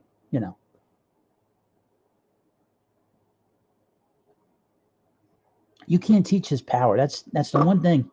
The one thing about him, you cannot teach that. So the Mets are going to, and his WAR was very high last year. You can't teach that kind of power, And the team played very well in the second half. You can't, forget about that.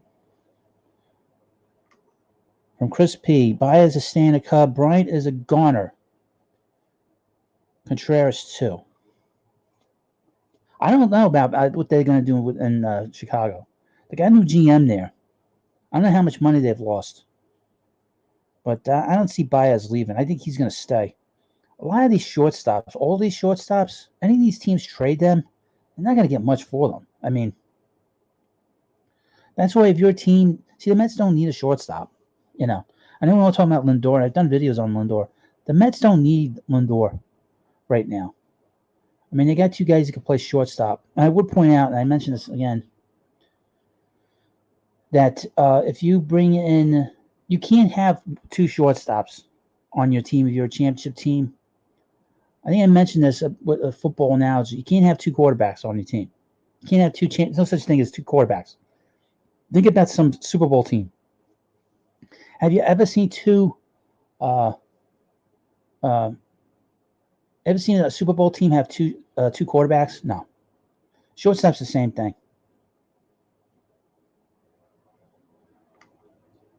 From Gio Sal's Come to the Senses.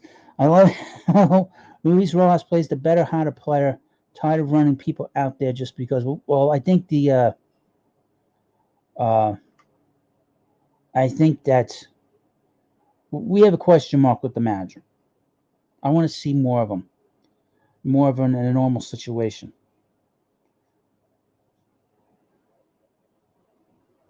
Dom is better on both counts. Clutch hitting and defense is where it's at. I agree with you. But if you have a very good defensive team, you can kind of go with a guy that may not be a great first baseman. And like I said, you don't want to trade a guy that's hit 50 home runs off of 1 year. You don't do that. I mean, he's hit, how many home runs did he hit in the last 2 years? 64 home runs. Even for a player that's had 2 years, that's pretty damn good. 64 home runs. I mean, Now, before we go further, please subscribe to this channel if you're coming through. Please like this video. I'm a Mets fan. I think all of you are Mets fans coming through. Don't let the clickbait title, I mean, a lot of people get pissed off about the clickbait. Oh, well. That's fine. So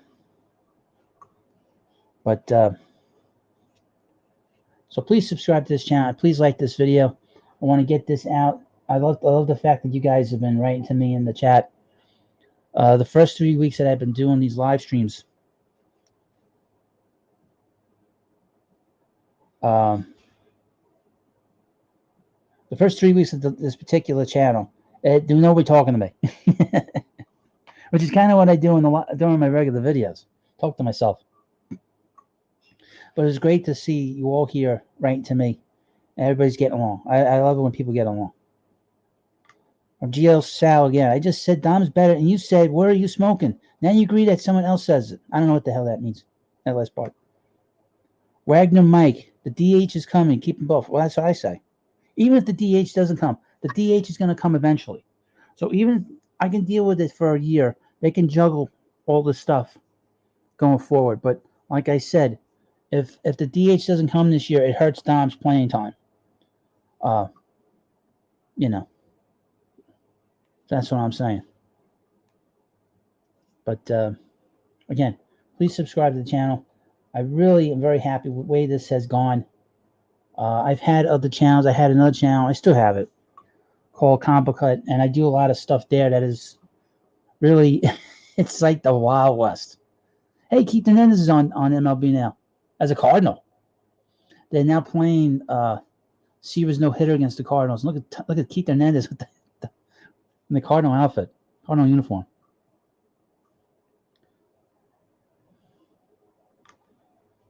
From my sonette Fresh. If DH comes to the National League, comes problem solved, down Smith the first, Pete the DH. Well, actually, it'd be more playing time. It'll be more playing time for Dom, because Pete has proven that he can play every day. Dom has not proven yet that he can play every day. I'm going to say it again. From Richard Brown. Is the Springer deal a done deal yet? Not yet, but the media has not refuted it. They've not said that this deal has not gone down. Let me just go through my Twitter on my phone here on the side. I don't see anybody refuting it. I don't see anybody saying it's not close or anything at all. This fan's only still here. Kendrick Johnson, would you sign Tanaka? That's interesting. Would I sign Masahiro Tanaka? Well, I know one thing. If the Mets sign LeMahieu, Tanaka's going back to the Yankees because the Yankees will start to panic.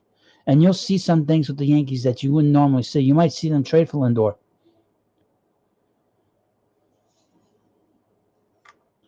Again, from Chris GP. Love Mets talk. We really have so much hot stove talk. It's burning. It's like a bonfire. From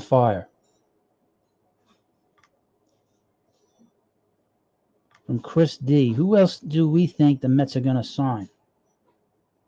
Well, I mentioned earlier probably Liam Hendricks. I think they're going to get a reliever. I was watching again. So I don't know much about some of these players on the West Coast. And Mad Dog has been pretty honest about some of these players. And he was on Edwin Diaz. When the Mets made the trade for Edwin Diaz, he didn't think that was a good trade for the Mets. He said that Liam Hendricks is a good pitcher. He said he's a gutty pitcher. So that's interesting to know. That's good to know.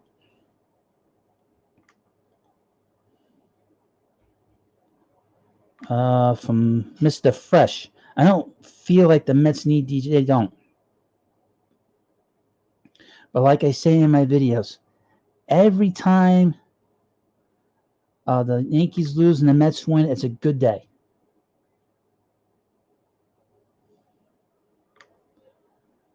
Unconscious zone.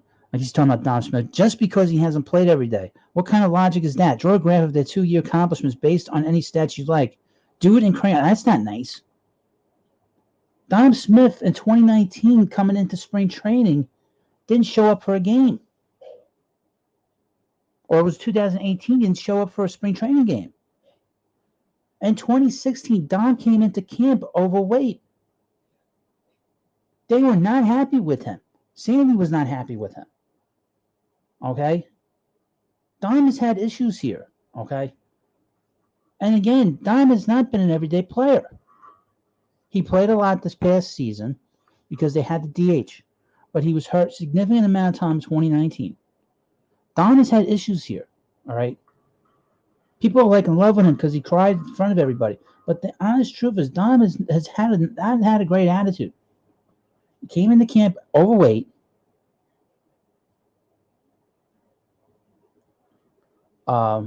And you got to sort of look at what you see. I mean, in 2017 when they called him up, he was out of shape. He looked lethargic. Now, obviously, he was dealing with the sleep apnea, which he got corrected. But the problem is that the guy's had issues in the past coming up to the system. So I want to bring that up. I know about Pete. Pete came up with a reputation of being a bad first baseman. He was much better than that. But Pete has to keep his weight down too. Okay, he got a bit of a belly on him. But I'm just letting you know, Pete's issue was on the field. Pete's issue wasn't outside the field. Dom admitted that he was eating a lot of junk food when they were in Las Vegas. I'm just letting you know that. From Gio, I would point out about Travis d'Arnaud. Since leaving the Mets, he went to the Dodgers. A week later, they released him. Then he went to the Rays. They didn't re-sign him.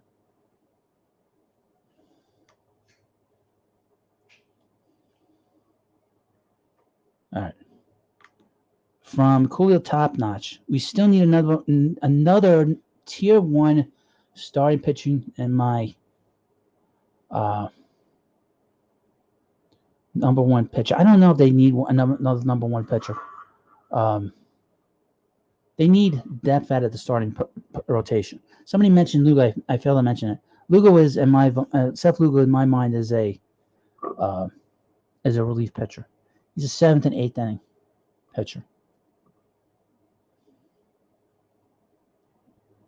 Look, I look at things over the history of these players, and I look at Pete. I know Pete did not have a great season a couple years ago in the field, but he worked very hard in 2019. He was very good. Dom's had issues with his weight. He's not looked good in the major leagues at times. He looked great in 2019. He looked very good this past season, but it's a short amount of games. I have Pete Alonso. He's got a full season under his belt. Played 160 games in the major leagues when he never did that before that. And he struggled this past season in the field.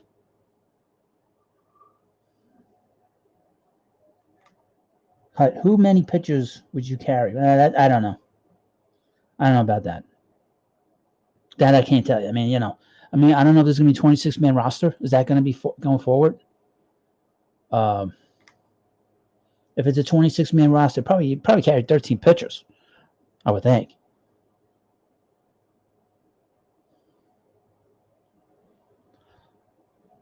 From Richard Brown, I think Dom could turn. He's a very good player. There's no one is doubting. No one is doubting what kind of player Dom is. I'm not refuting his talent, but it took him a while. Just from my own eyes, his bat looks slow. Up until 2019, his bat was very slow. Just looking at him just from afar, he's the kind of guy. You got to get him involved. He's not the type of player that does well when he's sulking. And I think that Pete being on this team, bringing him in, really helped him. I mean, they're a good complement to each other, personality-wise. So I think that Dom is the kind of guy that he's a high-energy player. The one thing that's good about this Mets team is they're a high-energy team. They're not a low-energy team.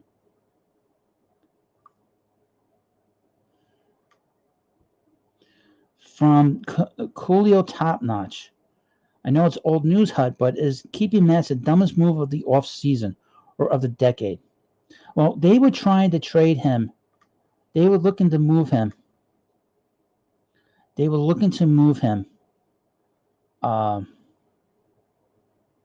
To the Blue Jays. And then I guess they kind of decided they couldn't get anything for him. He didn't have any value other than the obviously the contract. But I don't think it's a dumb move. If he doesn't pitch well, you can release him in spring training. The thing that Steven has for him is he's a hard worker. He's left-handed. People root for him.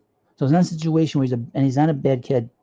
I would point out that during the summer that he was working out with James McCann. So they're good friends. So if James McCann is here, maybe that'll be a big thing. Well, here's a more ridiculous comment from Elliot Rivera. My opinion is Dom is a perfect bench player. Dom is he's not a bench player. Dom, in my view, from what I've seen now, he's an everyday player, but he's got to show he plays every day. Dom's value is much higher than I think you have your opinion on. From Zest Perfect. What is your thoughts on Francisco Lindor? He is a very good player. I don't get a chance to watch him, but just sort of watching how people discuss him, he is an impact player of major order. But I would point out that I'm very leery about the Mets making any kind of trades with the Cleveland Indians because of the Mets' past. I remember 4 teams I don't like the Mets making any kind of trades for. 1, the Indians, the Seattle Mariners, the Angels, and what's the 4th team I always complain about? There was a 4th team that I always complain about. But the thing about Lindor is you can wait a year. Mets don't need a shortstop. The Mets don't need a shortstop right now. They have 2 guys. I'd like to see them play. I mean, I'd like to see Rosario play another year here. I'd like to see Jimenez play regularly every day at a position. What hurt him was he got the virus and he was out for a week or two. It hurt all his momentum as a player because we were all talking about him as sort of a rookie of the year candidate. So, but I would like to see them wait another year to bring in a shortstop, a championship level shortstop. Lindor is that. Corey Seager is that. Javi Baez is that.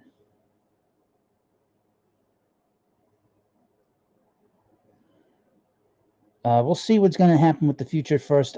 Whoever they play at first base is going to be a quality player. So I'm not too concerned. That's the one position I don't have to worry about, or we have to worry about. I'm more concerned about the future of shortstop, who will be there after this year, and who will be the other players on this team. But like I said, the most important thing after they sign George Springer is getting some more pitching in here. It's very important that they get pitching in here. Because if they don't get some more pitching here, then this is not going to – anything we talk about in terms of the lineup is not going to mean a whole hell of a lot.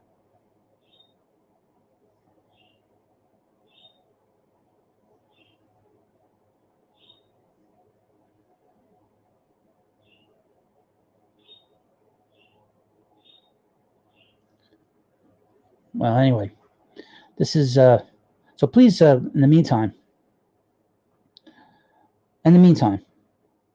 please subscribe to this channel. And please like this video.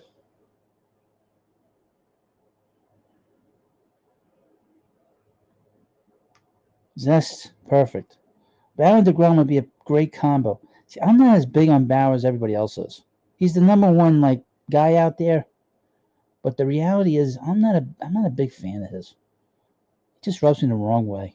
He just really does rub me the wrong way. From Richard Brown, what's the news on Bauer? Well, there really isn't any news on Bauer. The thing about Bauer is I did a video yesterday because we were hearing about some big announcement that the Mets were going to bring in somebody to be, they're going to sign somebody big for today. And I mentioned that he was one of the names, but he wasn't really who I was thinking they were going to sign. He's going to wait a while. It's going to take a long time for him to sign. From Christie, what would you give up for Arenado? Not a lot. He's got 6 years, $200 million. I would not give up anything for him. I would not give up much for him. That's damn sure.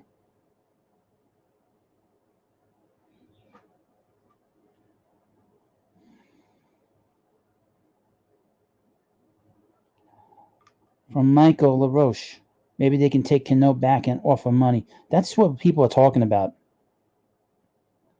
That's a lot of money, and that's a lot of years. He's 30 years old, 6 years. Now, I would point out, I think that any team that picks him up, they're going to get a championship caliber defensive third baseman. He's probably one of the great third basemen defensively in the history of the game. He's probably up there with Brooks Robinson, Scott Rowland, Robin Ventura. He's really up there. He's really up there.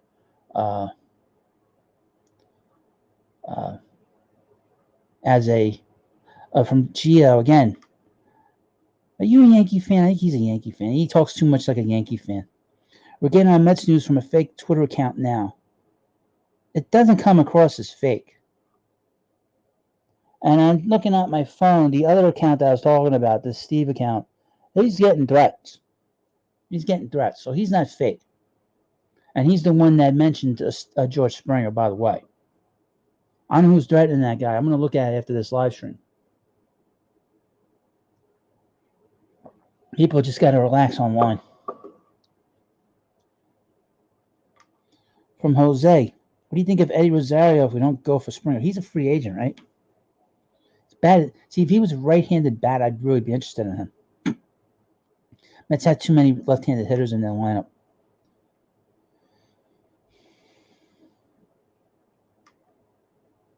From Michael LaRose, Cano still signed for it's 2 years.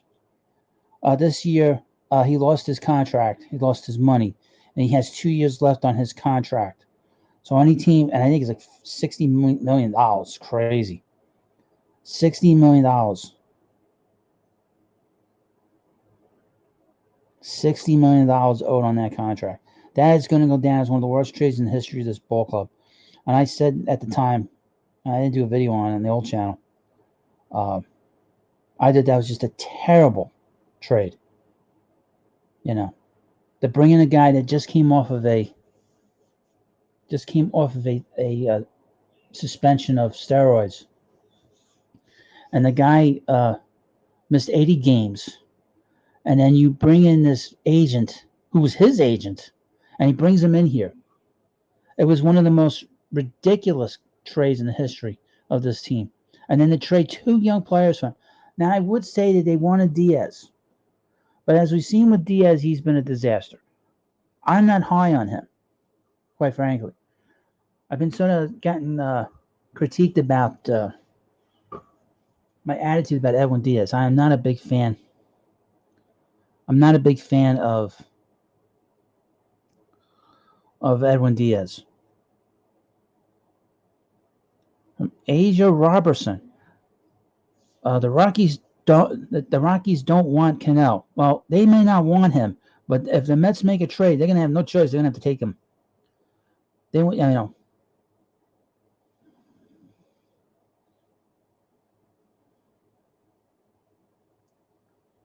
Nelson Cruz. Hey, Nelson, worry about your free agency, for God's sake.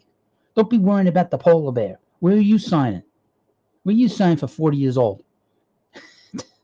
I hope the polar bear stops chasing pitches, or he has a hole in his swing and could be the curse of the home run derby. Well, I don't think so because he won the real home run derby for the 2019 season. Hit the most home runs in baseball. Really, Nelson, what are you doing here? Shouldn't you be talking to the Twins? Really? Oh, from Michael, the Jed Lowry sign. Let's forget about that. Let us just walk away from that. Another guy that was his player. Another guy that he's probably the worst free agent sign in the history of this team. Jed Lowry. He had 6 at-bats in the 2 years he was here. And they could not explain what was wrong with him. What's wrong with him? I don't know. What's wrong with him? I don't know. Brody, what's wrong with him? I don't know.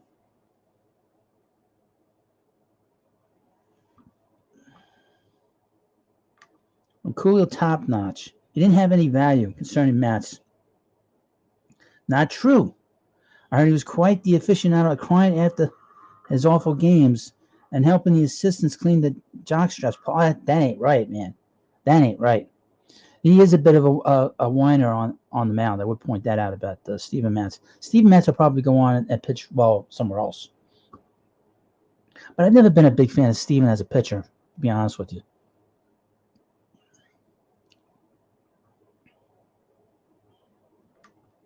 From Wagner Mike, we were told we were getting $20 million per for Cano. That would have made. I think they got some money back. I don't remember the amount now of the money that the Mets got in that trade. I know they got some money back.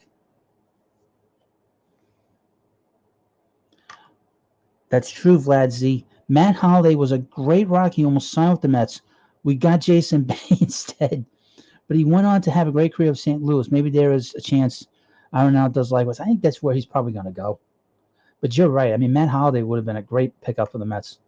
Who knew that Jason Bay was washed up when they got him?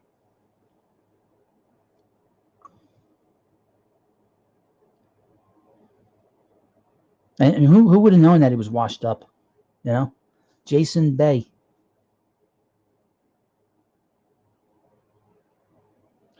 Jason Bay. That's a name from the past we want to forget. So who's worse, Jason Bay or Jed Lowry? Probably Jed Lowry. He never played. Jason Bay had some moments. He had a grand slam one time in Detroit. I think he broke the streak, the 2-year streak of the Mets didn't have a grand slam.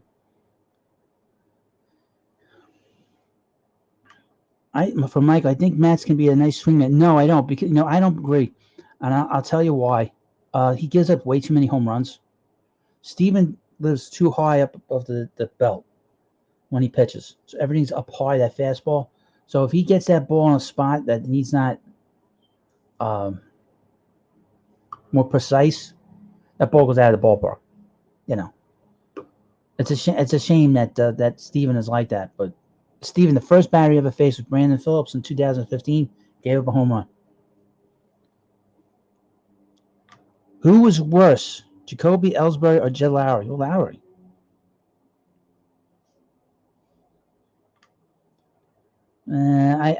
I really don't see Matz being a 3-inning guy. He's not a long man because of his history of injuries too. You got to remember that. From Asia Robinson, Jason Bay should have stayed in Boston's, right?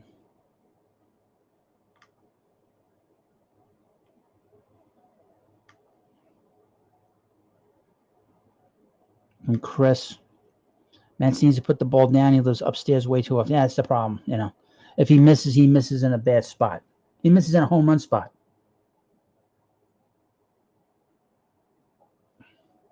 When you throw it up there, you're going to be in big trouble. You know.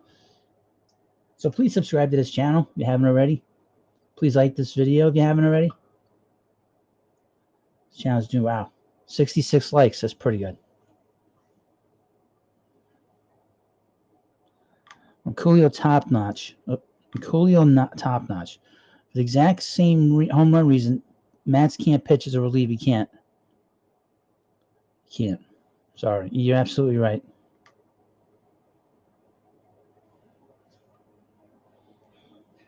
From Asia. Yankees fans would say Ellsbury. But the one thing about Ellsbury is he played some games. He played a little bit. You know, he played a little bit. You know, it's not a situation where he didn't play at all.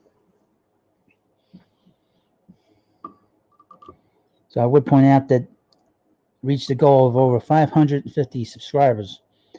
I want to thank you for subscribing to my channel and getting this over another benchmark. I want to get this channel to 600 subs. That would be great too. So if you're coming through watching this on replay, please subscribe to this channel. From Asia, baseball your only sport. Well, I used to like all the sports. I used to love the hockey, used to love the football, I used to love the basketball. But we don't really have basketball in this town. Other than the Nets, other than the Nets right now, the Knicks have been bad for 20 years. So I haven't been into the basketball in a long time. What else? I was a big Giants fan. I haven't followed really football on a regular basis since the Giants won their last Super Bowl. I was a big Phil Simms fan, big Lawrence Taylor fan. Love Eli Manning. But I haven't been into it in 8-9 years. I used to be a big Rangers fan. I haven't been into this. I used to be really into the hockey. But you have to sort of make a choice when you have like things you have to do. You know, you have like relationships, or if you have to go to school, you can't be sort of paying attention to all the sports all year long.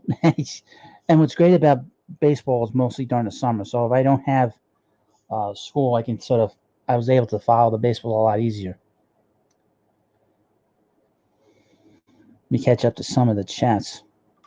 It's an interesting chat here. From Reginald Rivers. Who's the best second baseman the Mets acquired in their history? Well, there's only one guy who's the best second baseman, and that's Edgardo Alfonso. There's nobody even close. Fonzie is number one.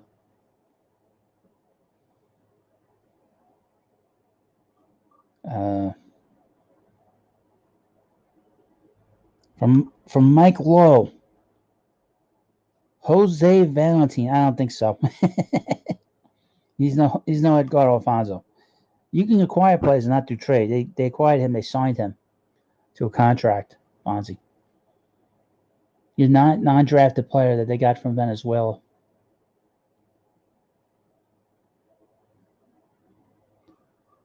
From Unconscious Zone. Fonz is homegrown. That's right. That's right. How does someone used to follow a team? I don't follow the sports anymore. I don't know who's not playing on these teams. So I'm not following them. I used to follow all the teams. Used to follow the Knicks. I knew all the players on the Knicks. You know.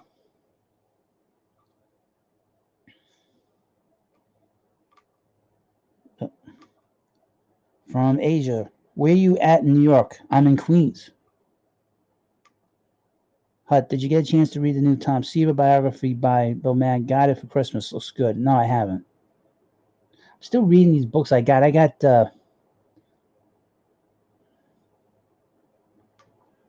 Then I got this Fantastic Four Epic Collection I got for Christmas. My friend sent this to me. Epic Collection, it's Volume 3, and I got this history book I've been reading.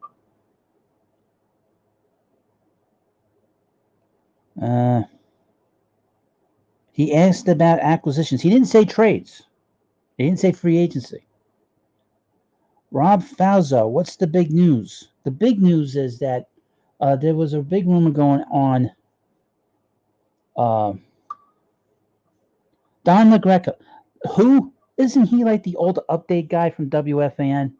I probably know more about the teams than he probably does. Gio, I would point that out. I know more about the teams than he does. Okay, I can guarantee you, I know more about the teams now than he does, and from 20 years ago. All right. From Asia, so you only follow the Mets right now. Well, yeah. You know, I do work. I have responsibilities. I have other channels on YouTube. Gio Sal, I know he's on with Michael K, but he used to be an update guy on WFAN. So I know Don LaGreca. He's nothing but a boring guy on the radio from WFAN. He basically mimics and repeats everything that Mike Francesa and Mad Dog used to do. Okay, so I know who Don LaGreca is. All right? He was on WFAN for a very long time, at least 15 years doing updates.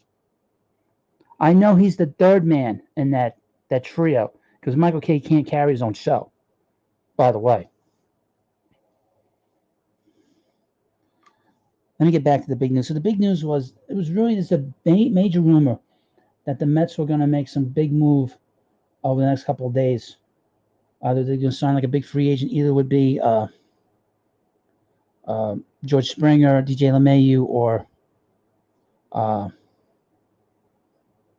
George Springer. I did a video 2 days ago talking about how George Springer, that the Blue Jays don't see themselves signing him. So I said that, and I've been saying that the Mets are going to sign Springer all along. And I did another video last night, which was late, from Mets. I sort of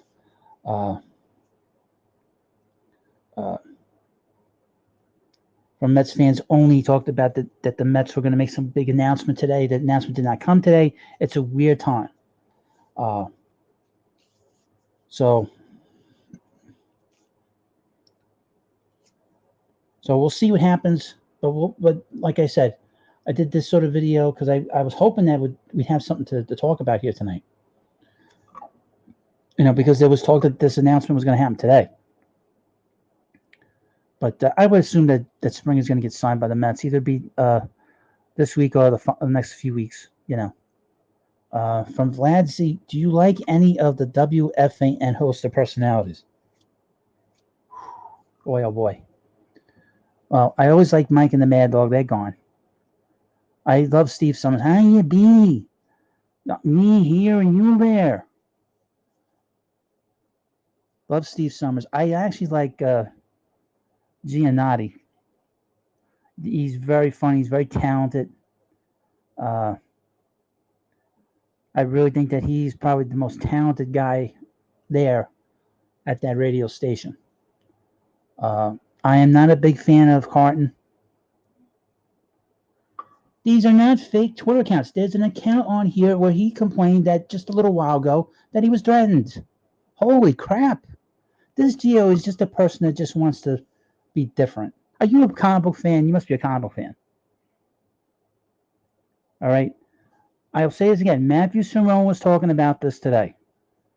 Darren Meehan, the owner of the Seven Line, was talking about this today. This is everybody's been talking about this online. Listen, bro, the pain. All right, enough. I've been very tolerant. I'm very tolerant on this particular channel. Gio just wants to come in here and annoy your host. If he was a caller, he would have been hung up already. Yeah, I got on Gio pretty good. Gio is going back and forth with me. Because he could have gotten sent already to the Phantom Zone. Coolio Top Notch knows my tolerance for this is not very high. I've been very tolerant.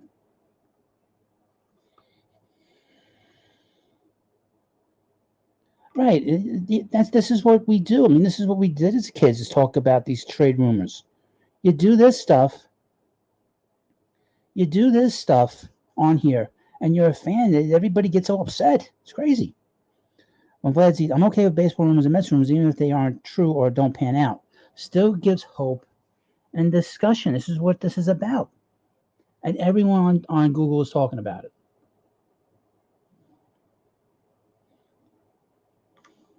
Well, you haven't said anything that you crossed the line with.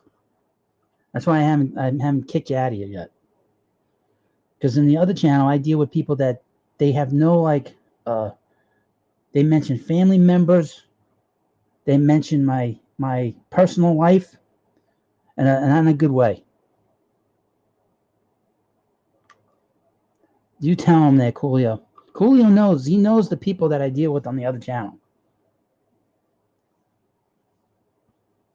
I don't need mods here. I have it's funny on my other channel where everyone's a mod.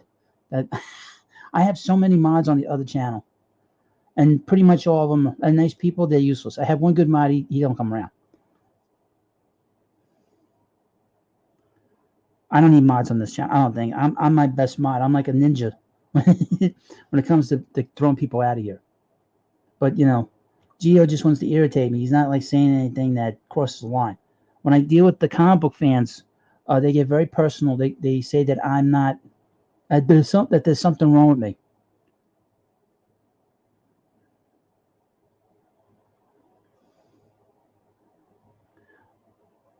Again, I'm going to put Gio on a timeout. I'm going to kick him out of here. He's going to get put on a timeout. Because Coolio Top Notch is one of my best subscribers from that other channel. And I will defend him.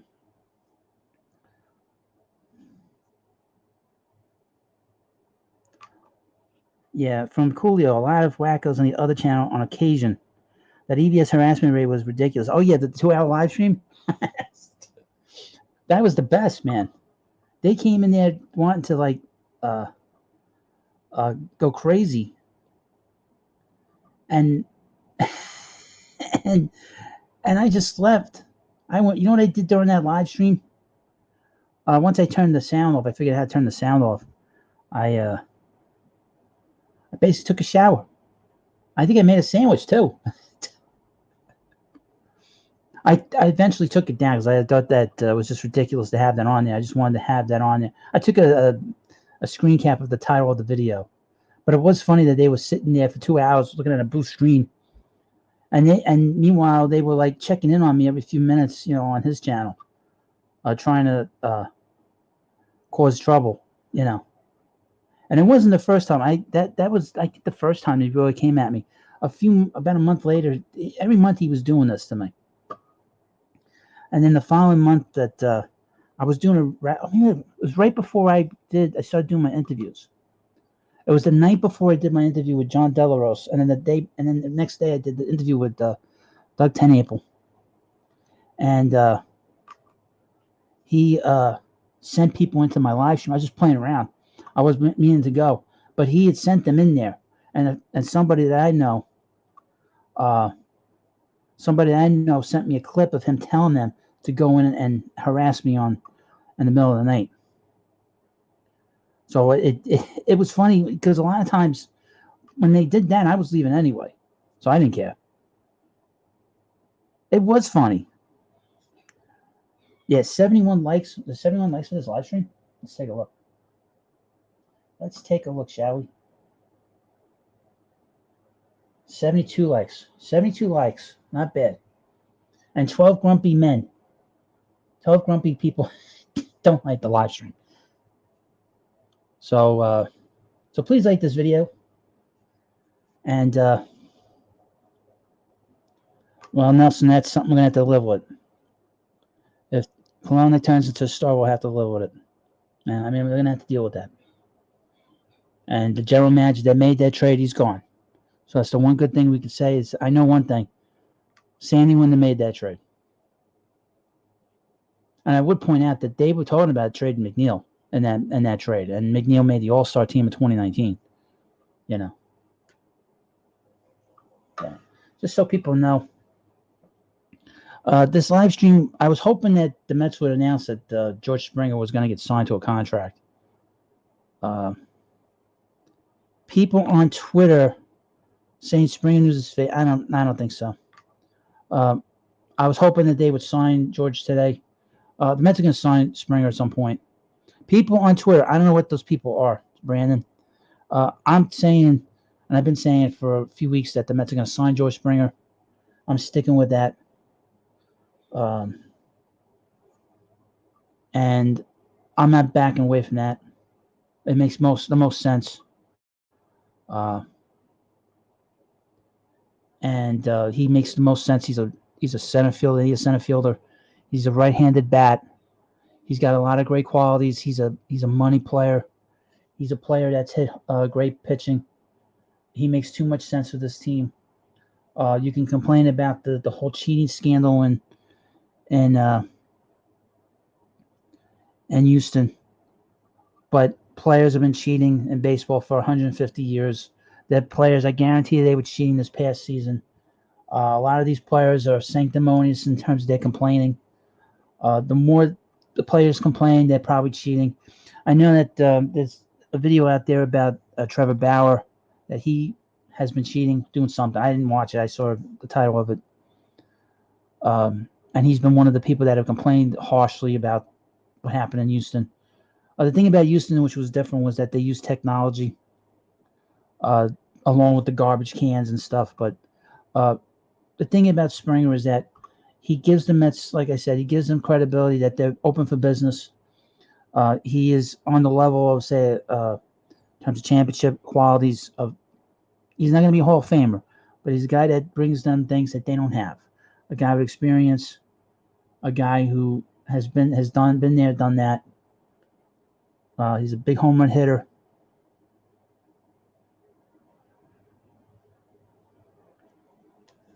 You know. But I don't think the 5 years, $125 million, is that off by much. I was saying 5 years in the beginning, $140 million. Now, I mentioned earlier in the live stream, Jim Duquette used to be the GM with the Mets. He had said with the money with the Springer would be about 5 years for 125 to 135.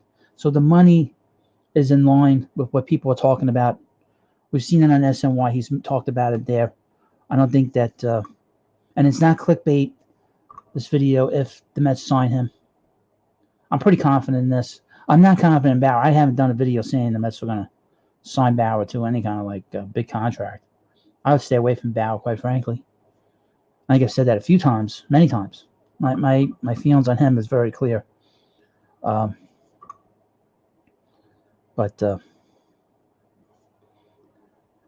from Kendrick, I met every player on the Mets. Dave Wright is awesome.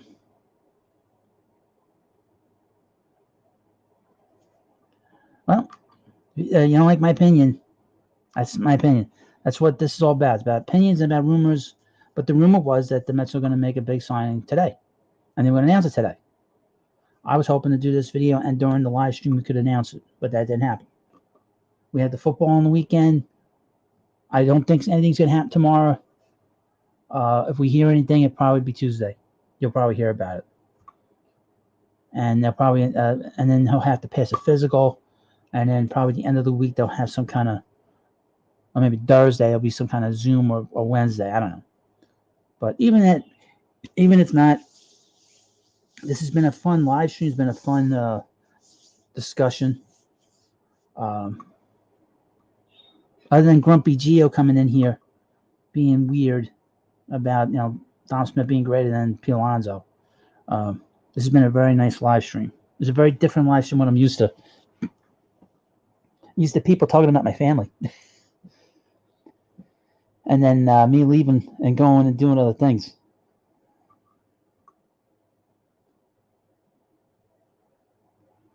Is that a lie? Again, would you watch this live stream if I was saying, let's go Mets? No. I have to take into account, you gotta understand what YouTube is. YouTube is the equivalent of TMZ. I said earlier in this live stream that I have multiple sources and I've had people talking about it online. Credible people. I've not seen one person who is a reporter that has denied this report, that has denied this rumor. Not one. Not Andy Martino, not Mike Puma, not John Heyman, not Joel Sherman. None of them have come out and said that this rumor is not true. They've said nothing. The 5 years, $125 million is things that reporters and insiders have talked about. Jim Duquette has mentioned 5 years, $125 million. This title is not a lie. If you don't like this channel, don't like what I'm talking about, first of all, you need to get over the titles of the videos. Okay? Because the stuff I've been talking about here for the last 2.5 hours has been quality stuff. Okay? If you're so hung up on a title, then really you shouldn't watch anything on YouTube. Because then everything you're going to watch is going to be clickbait. The only videos that aren't clickbait are ones that nobody watches. All right? I look at this as a business. If I don't get people coming in here and watching these videos, then why am I doing this other than talking about I love my team. If I didn't have this channel, I'd still be talking about the Mets online or talking to my friends about them. So, and I thank people for leaving comments, but you gotta don't be hung up on the titles. It's ridiculousness. It's childish, quite frankly. From Manuel Ramon Jr., who would be a good backup for McCann other than Well, there really isn't anybody really here. We're gonna have to see. I don't know. We'll probably when we get close to spring training and stuff, some names will start to come up. That I can't tell you.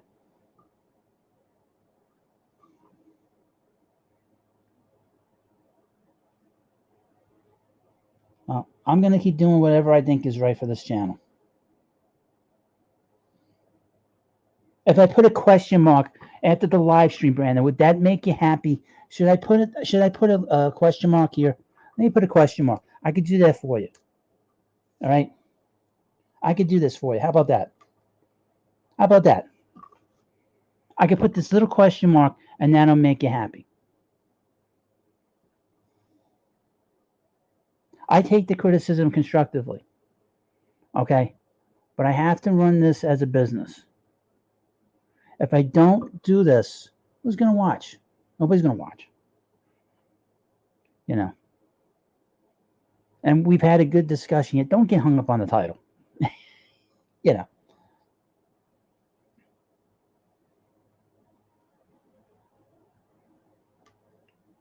From Elliot Rivera. I don't see anything wrong with your tagline. There's nothing wrong with it. From Wagner Mike. You're cool with me. I read the same rumors. We all do. All right, I'll put the question mark on there for you, Michael. Or Michelle. Michelle, I'll put a question mark there. Since people were so upset. Next time we'll get question marks, no exclamation points. I know one thing. This was a great live stream. I got so many people in here. I can't thank you enough. So please subscribe. There's nothing wrong with clickbait. What's wrong with it? What is wrong with it? Nothing. Absolutely nothing. Anyway, this has been a long stream. I was hoping to go a little bit longer. I'm getting a little tired now, but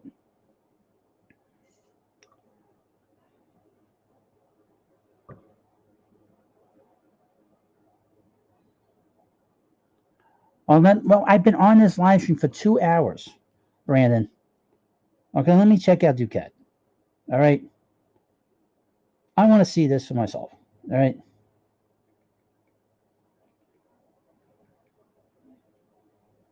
Let's see. See what he has to say.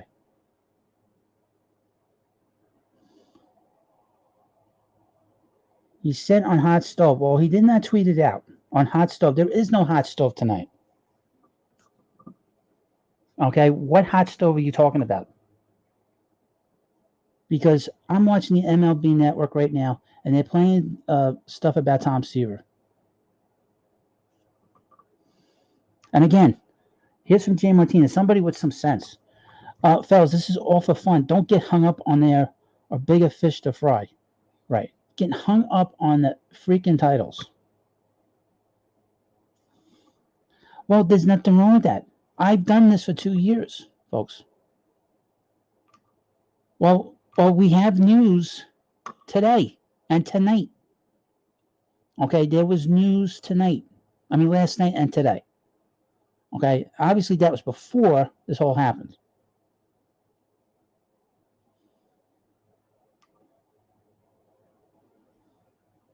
I'm not going to argue. You're getting a timeout. I had enough.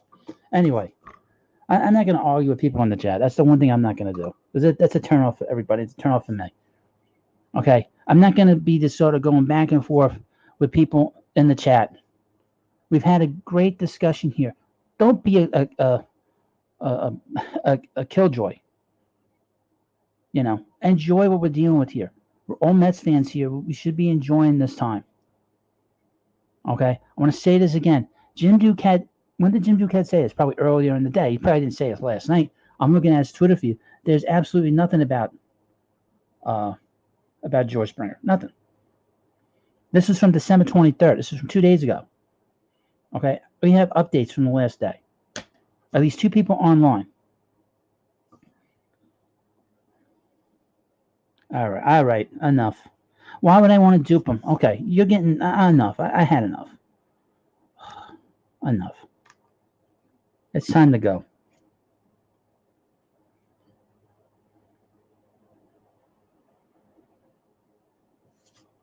Well, my reputation is fine. You complain about the titles. Think about this, folks. You complain about a headline. Not one person has said anything bad about what I've said in the live stream. I'm being honest with you guys. If you go into these live streams thinking that what's going on with the titles isn't to bringing people in here, and you're fooling yourselves. Okay, I'm being honest with all you guys. But I'm not gonna argue with you. All right. I've heard this kind of constructive criticism for 2 years. Okay. And every time I listen to people that come in here, you can't do titles like this. You got to do it like that. Nobody watches. When I do sensational video titles, people watch. If I don't do that, nobody watches. It's as simple as that. It's as simple as that.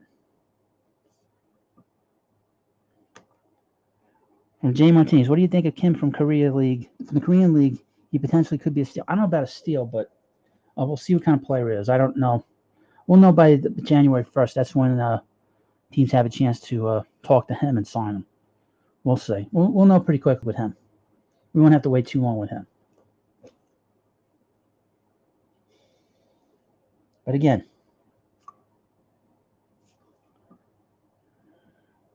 look, I'm a lot of things, but I'm going to be honest with you guys. I'm always honest.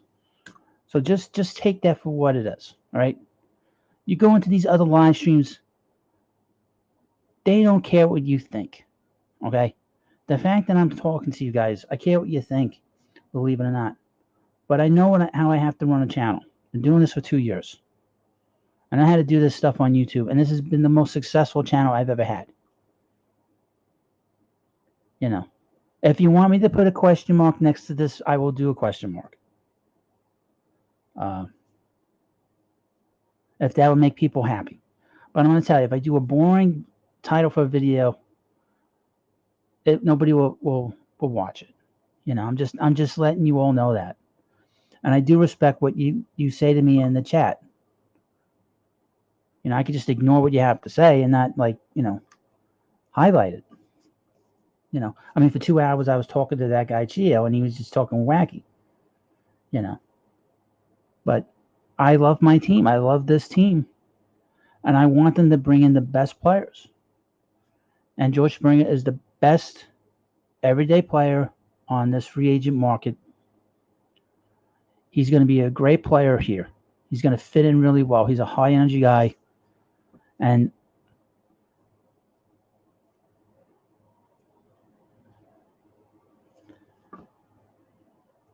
again, Gio comes back. Timeout. You can't be nice. Look, you're gonna go on to other channels, and they're not gonna be honest with you. I'm a lot of things, but I'm very honest. Maybe to a fault. It's terrible. You know, I'm not worried about not being honest. But I'm gonna continue to do what I do here because I do like doing this stuff. And I'm not gonna have people tell me what to do. I'm doing great. This channel has brought in over almost 500 subscribers in the last month. So I must be doing something right. I must be doing something right for you to come around. Don't get hung up on the titles. Think about the stuff that I talk about in the videos, the quality of what I'm saying.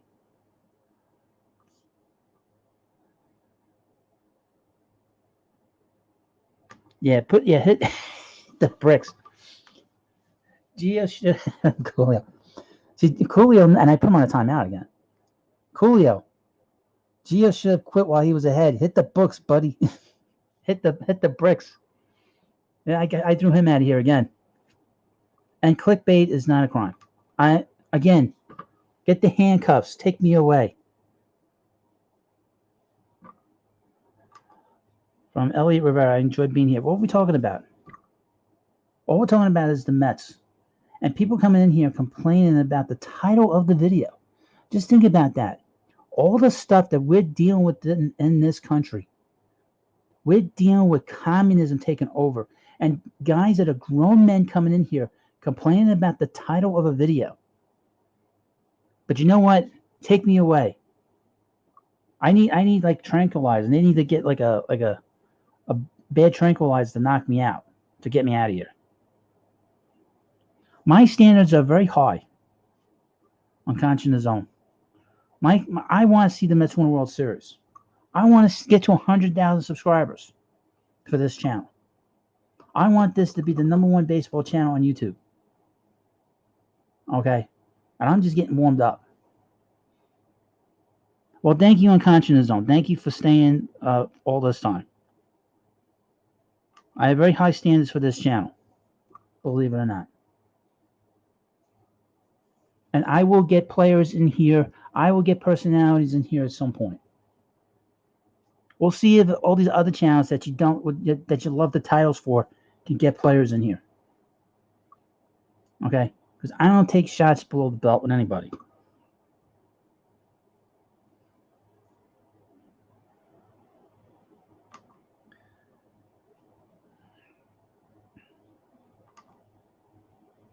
Yeah, you got timed out again.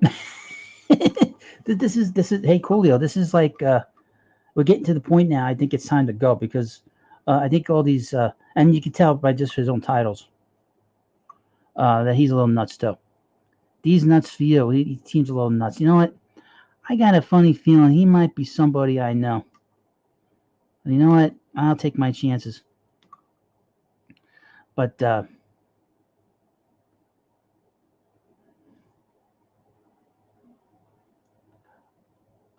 that was from 2 days ago. Okay, we've had an update. Jumbled up name.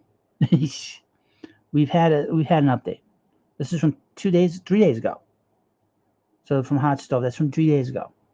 We do not have anything from today. Nobody said anything today.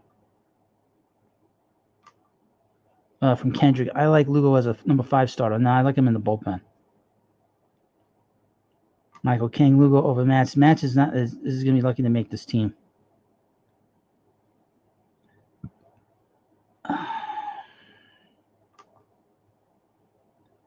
Exactly. There's no updates. Nobody has disputed it. And everybody's talking about it. You're all here because you've heard about it.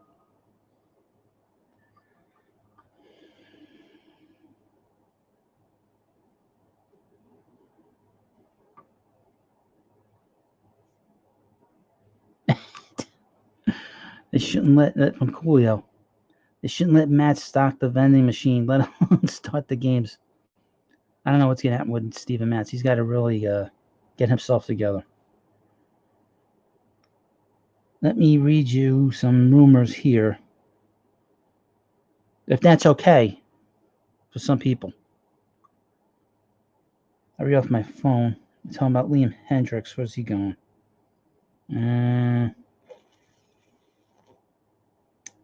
Nothing here.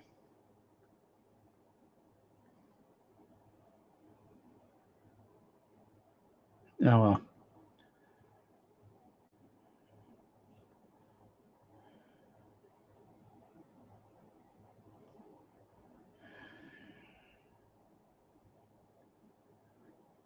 All right, I had enough.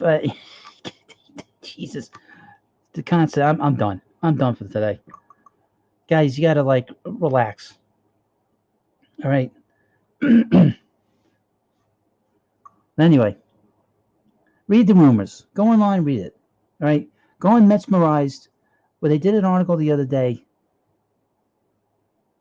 Oh, okay. Okay. Good for them.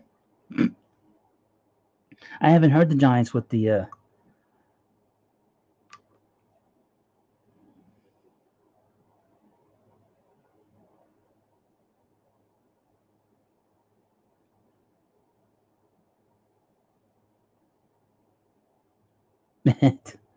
That's right.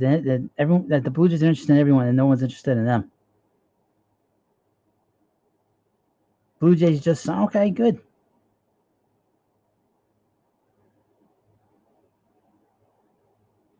I'll say it again. The Mets are going to sign George Springer. Okay, we've had an update from these different accounts saying the Mets are planning on talking about it, and I'm going to stick to it. The Mets are going to sign him. If people don't like the title, I'll put a question mark next to this title when it's done. And so many 20, 30-year-olds are upset about it. I don't want to upset anybody. Simple as that. But please subscribe to this channel. Got a ton of people in here. Had like almost 100 people here at one point. Hey, Coolio, were you in here when I had like 99 people in here?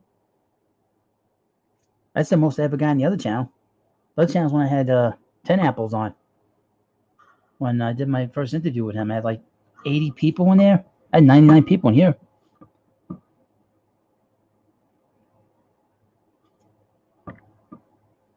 Brandon, I'll block you. There's nothing to argue here. I'm tired of arguing. There's nothing to argue. Coolio top notch.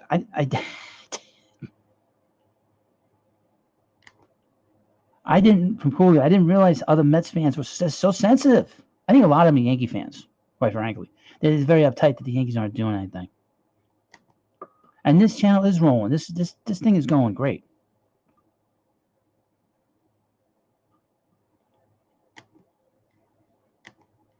Absolutely. Miziel. Everyone says that if you don't like the live stream, don't watch it. Why, Brandon? Because you don't know my reputation. I get very irritated. I made my point. I've heard your point. Stop repeating yourself. Are you like a parrot? Is this like a parrot talking to me? I think we have a parrot in here. Because how many times am I going to have to say it? And how many times are you going to write it? I mean, really.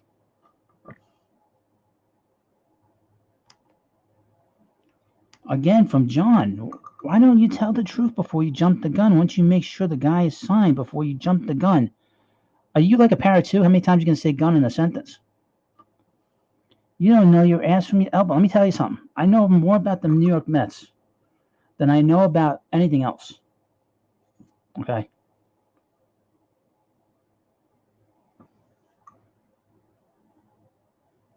Okay, I don't know what this is. I said as long as Sandy Olson is in charge, the Mets ain't going to... I don't know what you're talking about.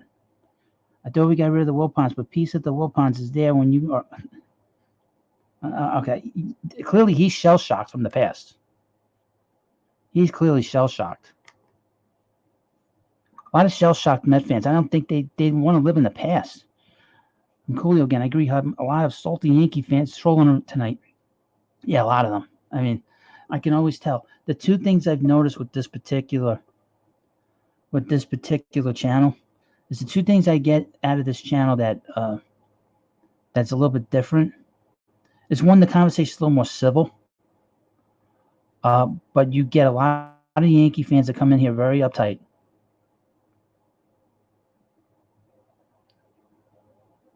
And two, I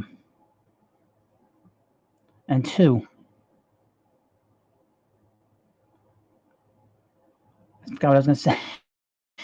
I forgot what I was saying. Oh, yeah. And the other is Mets fans that have been following the team since the 60s, and they complain that they're long-suffering Met fans. And they give me like a history lesson.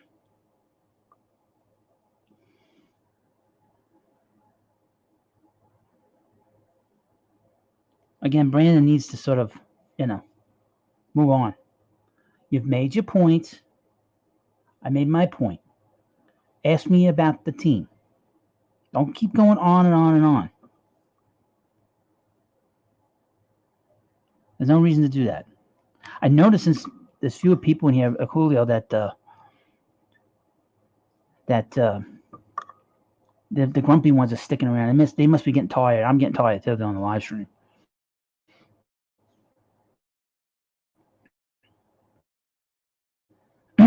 oh, this. You know what? Jay Martinez. Let's piss off Yankees fans by saying we signed DJ. I should do that. That may even be the next live stream for this channel. I should do that. That would be perfect. That'd be a perfect situation. Michael Lopez just got here. Any more news on Springer? Well, there's been a lot of rumors today, and the rumors were going to be that the Mets are going to sign a big player today, and they were going to announce it. And then a while later, it sort of turned out that it was probably going to be Springer. I was hoping that that the Mets would sign him during the live stream, but that didn't happen. So I got to fix my title and put a question mark so people don't get upset coming through. From Coolio. Unironically, I think the Mets are cool now post-purchase. So you have these young Zoomers coming in like they've been Mets fans for decades. Yep, that's true. Been Mets fan for over 50 years.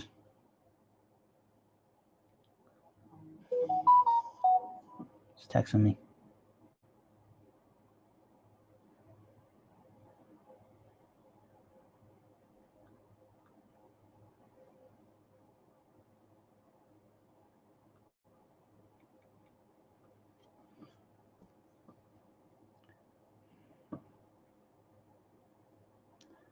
All right, Brandon, you're gone. Enough. I'm not going to argue with you. Goodbye. Bye-bye. Skadoosh. Gone. This is the guy who just wants to keep complaining. I don't. I'm not going to deal with that. He's gone forever. Screaming away like, take the L. Coolio, he's been sent to the Phantom Zone. He's been sent there with people like Ethan Van Sciver, that Umbrella guy, Yellow Flash, a bunch of Yankee fans.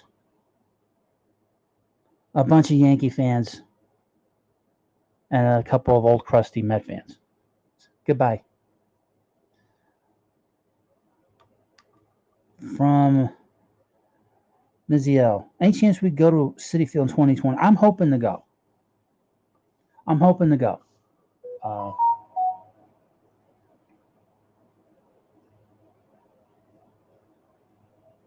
um, well, I'm hoping to do live streams from Citi Field. Once I get to 1,000 subscribers and if I get a little bit of equipment to do a live stream, we'll do like a pregame of what's going on in the ballpark and stuff like that. Yeah, from Coolio at A, take the Brandon A, take the L. Yep. Skidoo, she's gone forever. The Polo Grounds Phantom Zone, where you hear the ghost of Casey Stengel.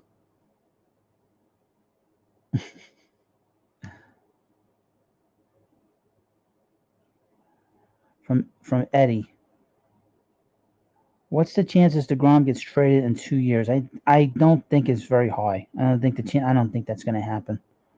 I would hope that he'll probably finish his career with the Mets. I think that the one thing about him is that he doesn't have a lot of innings on his arm. He has a lot of innings. He doesn't have a lot of innings on his arm, and plus this past year he only pitched like 12 games. So for him, I think he's going to pitch great into his 30s. Was he 32 now, Jacob? So I could see Jacob probably pitch until he's like really great, till 37, 38. So I don't think he's really going anywhere. I think that his next contract will probably be another be a bigger contract for him, money wise. The Mets lucked out with him and his contract. From Jay Martinez. Springer's similar to Tommy Agee, being a powerful leadoff hitter, but Agee's health betrayed him. The thing about Springer is a little bit different than Tommy was. Tommy was a great defensive center fielder. He was really a Gold Glover.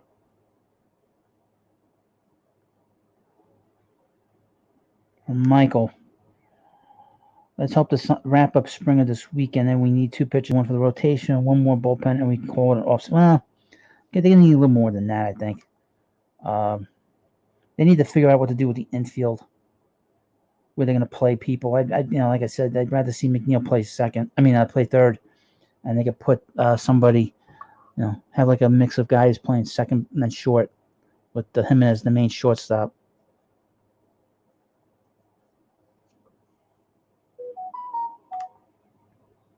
Hold on a second.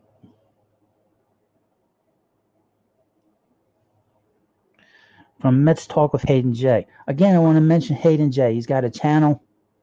He's getting started. Young guy. Go on there and subscribe. And don't complain if you don't like the titles of his videos. He's got a good channel.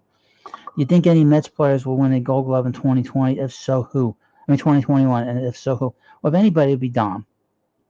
But I don't know how much Dom's going to play. That I couldn't tell you. That's the closest guy that could probably be a Gold Glover. From Eddie. I wonder if Darling and Keith have ever been approached to be coaches. I know Darling had said that he didn't want to be a coach because he said his temperament was such that he just didn't want to do it. And I don't think Keith really wanted to do it either.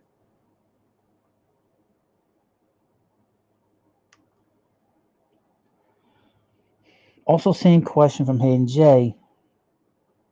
Who's going to win a Silver Slugger? Do you think any Mets will win a Silver Slugger? And if so, who? Or probably Pete. Probably Pete.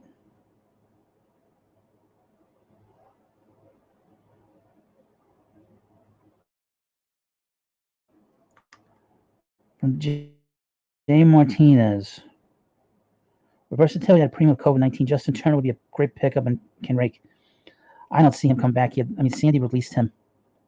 I don't see that happening under any circumstances. He'd be better off staying in Los Angeles. I'm not going to get into Justin. I probably should get into Justin Turner. I would bring up his past a little bit with Justin. Justin was. Oh, really? Oh, let me get to Justin Turner for a minute. Justin Turner was drafted by the Reds. He got traded to the Orioles. I forget what year. And the Orioles released him. They waived him. And that was a team that had Buck Showalter as the manager. The Mets picked him up. Now, he was a backup with the Mets for 3-4 years. And he was always hurt. He was always on the bench. And the Mets just released him. Who would have known? And he played with Marlon Bird, who he says is his hero playing. Now, Marlon Bird is a PED user. And I've been saying little bits and pieces here and there in some of the videos that he learned a lot from Marlon Bird. The one thing that he learned from Marlon Bird was, one, his approach as a player with the Mets was he took pitches all the time. When he went to the and he was always taking 3-1 pitches, 3-0 pitches. With the Dodgers, he doesn't do that. He swings the bat. So his approach was different. Plus, he played with a guy that was a PED user, and he took his advice. I'm not saying he did anything, but to me, it's suspicious. From McNeil Poros. You search up Mets on YouTube. This live stream is the third result. Cool. Well, that's cool, man. That is cool.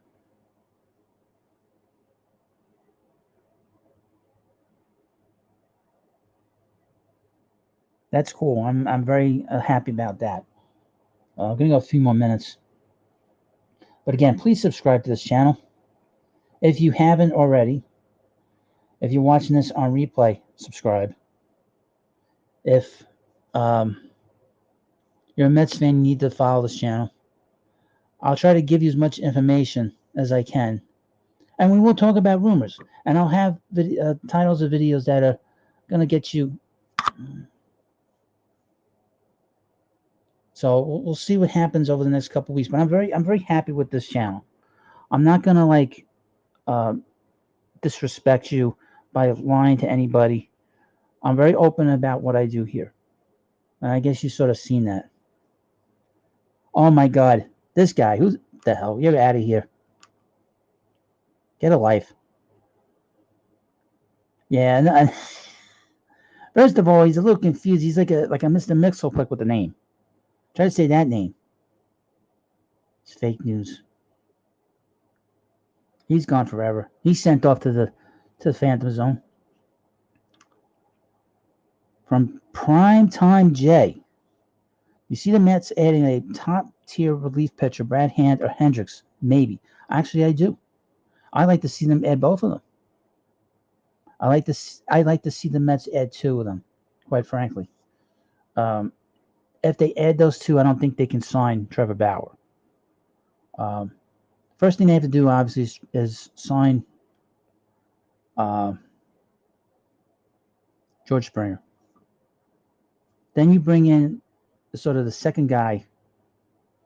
You bring in the second guy on the second tier level, which is Sagana. Then you bring in these two relievers, and I think he'd be in really great shape. But you still need third tier guys and guys for your minor leagues to bring in here to be starting pitchers. They kind of start doing that. They did that with this Sam McWilliams kid that they signed to a major league contract. Yes, Coolio, another salty customer. To the Polo Grounds Phantom Zone. I think him and Brandon A are one and the same. They weren't on at the same time. Oh, they might have been, part of Comiskate. You never know. But Miziel, 2 stars or 2 relievers. I prefer 2 stars because then you move Lugo to the pen. I think no matter what, they should just move Lugo to the pen anyway. Don't even play around. You know what I mean? You know what I'm saying?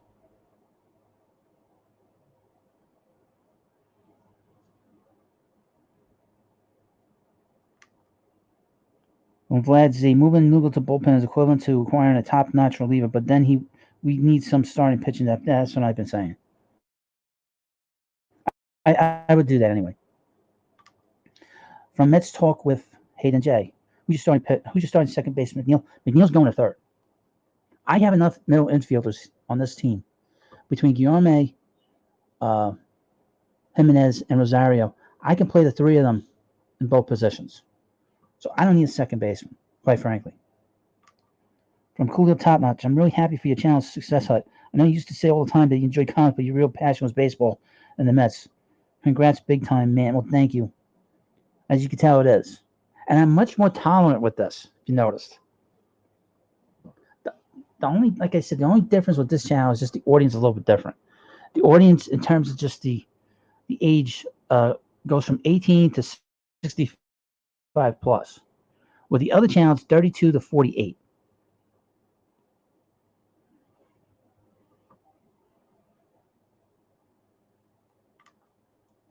From Hayden J.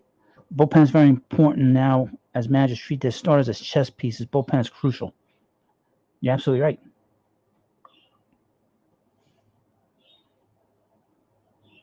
But like I said, the audience is very different. This audience, as you can tell, just me going through it, is mostly male, but it's from 18 to 65 plus, which I love. It's a much larger audience. It's a much more mature audience, but you do get these people coming in here. Some of them are Yankee fans. Some of them are just Met fans that just want to be annoying, just because they're probably annoying in their real life. And on the other side, you have a lot of immaturity on the other channel. From Miziel. If we're moving McNeil to third, would we still be in on LeMahieu and looking to trade Rosario Jimenez? Well, all right. Again, move on. I had enough. But so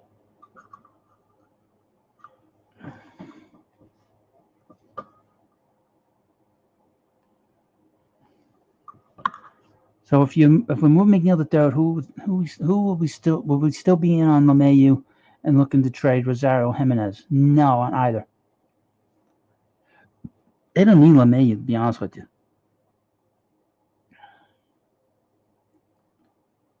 You know, I mean, the Mets could wait for a shortstop. Like I said, there's 5 shortstops that are going to be. Yeah, I don't know what Gio's talking about, Julio. He's in his own, he's in his own world. He's in his own world, quite frankly. Quite frankly.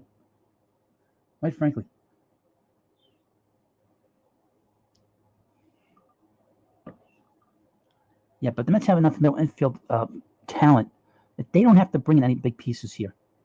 The big pieces that they need to still get as a center fielder.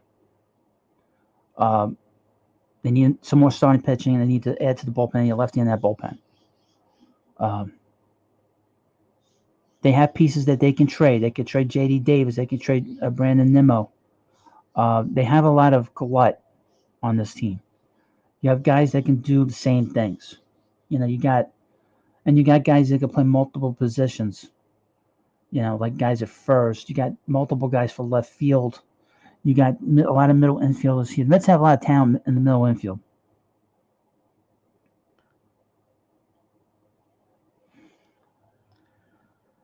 From Manuel, how about a deal for both Story and Arenado? I don't know. You know, the thing about these two guys is one guy is going to be a free agent, and the other guy has got a big contract. I don't want to really touch that contract if I were the Mets. You know, you want to be able to have some flexibility with the payroll. Even with the Mets having all this money, you still want flexibility. You don't want to like put yourself in a box. I'm not a big fan of Arenado being on this team. You know,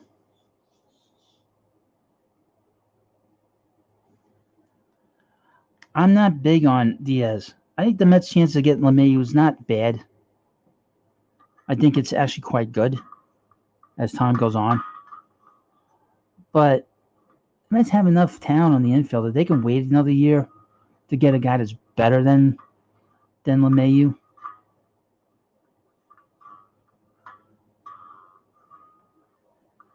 You know. from Jason Kimball. So I'm assuming Bauer. So Bauer's still on the table for the Angels. I would think so. Eddie, Arenado's a bad trade. I agree. It's not a good trade. You wouldn't have to give up a lot for him. Kendrick Johnson. Once they stretch Lugo out, he'd be a good number 5. I'd rather have him in the bullpen. Because instead of having him pitch like once every 5 days, I can have him pitch 3 out of 5 days. Or 2 out of every 5 days.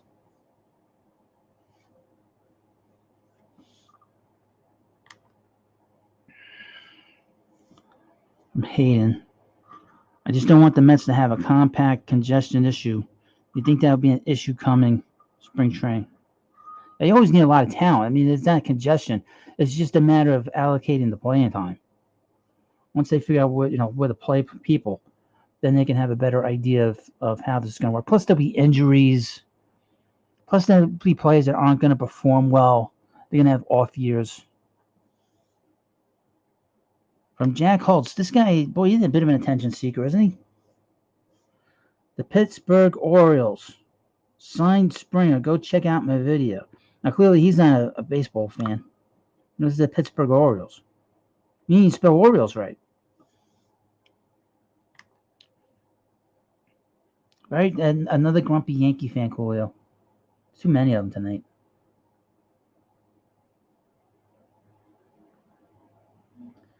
So again, please subscribe to this channel if you haven't already. If you're coming by, you see this with the grumpiness of the chat a little bit. I will put a question mark next to at the end of this title to not upset any more people here tonight. But I would point out, if you come in here and you ask me a question and I answer it to you, do not keep repeating yourself.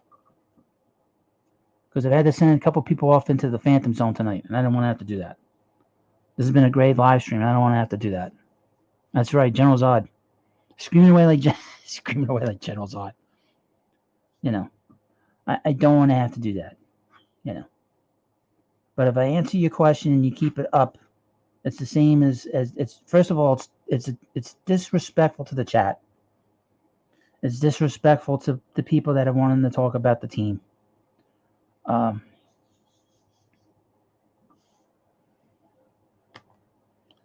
Coolio, too many uppity, self-loathing Yankee fans. I'm out, HUD. Classic live stream, and I hope you have a great new year. But don't catch another live stream between then and now. All the best, and God bless. Well, thank you, Coolio, one of my best subscribers and a nice guy. I will be back next Saturday. We'll be back on the regular schedule, hopefully. But again, I have a lot of tolerance, to be honest with you, for this one channel. I have, on the other channel, I have no tolerance. But when you come in here and you want to keep arguing with me for 3 hours, my patience runs almost to nothing. And if I have answered you several times and you want to keep at it, you're going to get sent to the Phantom Zone. And nobody comes back from the Phantom Zone. And you get to hang out with all these sort of 40-year-old comic book fans and 40-year-old comic book creators. And that's not a great place to be.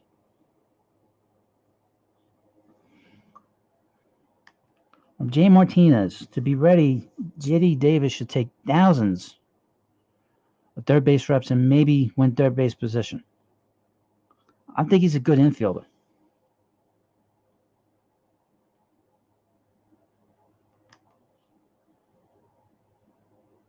Oh, yeah, I mean, I have fun with it, but it gets annoying after a while. It's a distraction of everybody else.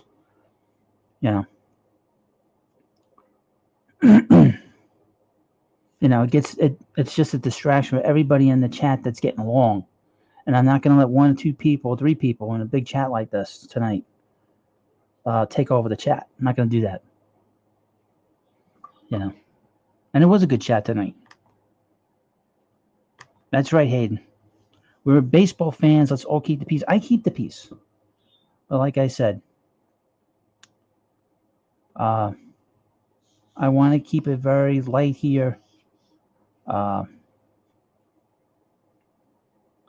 I don't want people coming in here not feeling comfortable. I don't want somebody coming in here like that one guy, that alphabet guy, basically doing a copy and paste into the chat. Okay, I'm not gonna get into it again, but you don't want to do that because then I lose my patience and then he's gone forever. Okay, if I answered your question, stop bringing it up.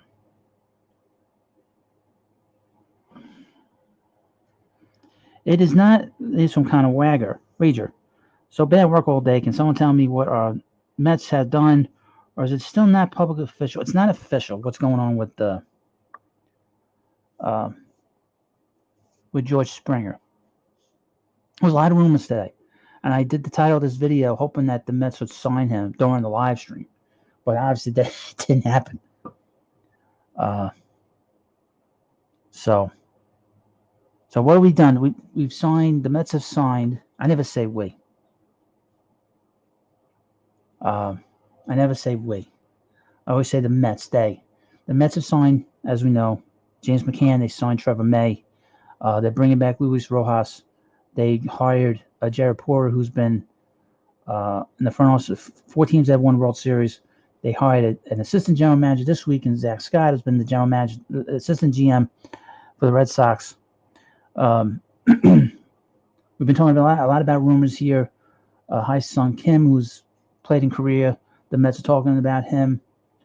George Springer, obviously. We have Tomo Yuki Sagano, who the Mets, the only team that's been involved with him, and he's the best pitcher in Japan. We don't know what's going on with DJ LeMahieu. I probably should do a live stream saying the Mets signed DJ LeMahieu. That would get people flipping out. That would be great. But and I would do that. I would do that to piss off the Yankee fans, because the Yankee fans would all come in here in droves and be all ticked off and dislike the video. I would do that.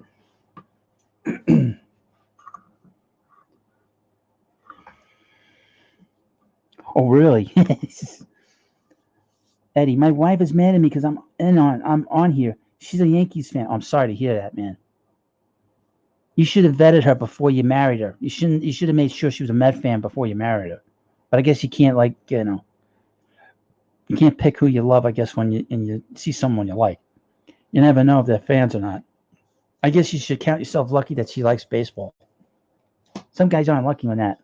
I was with the girl for a long time. She hated baseball.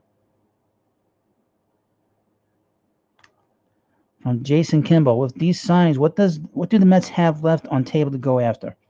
Well, if they were to sign George Springer, which I think they're going to sign him, they still need. They have plenty of money. They'll have enough money to bring in another starting pitcher.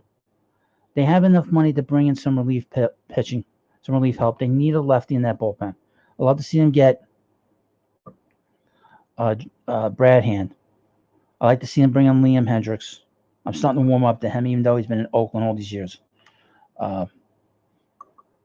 So really, they need to make a big splash. One big player, it really sets the tone for what this ownership group and this new front office is doing. So,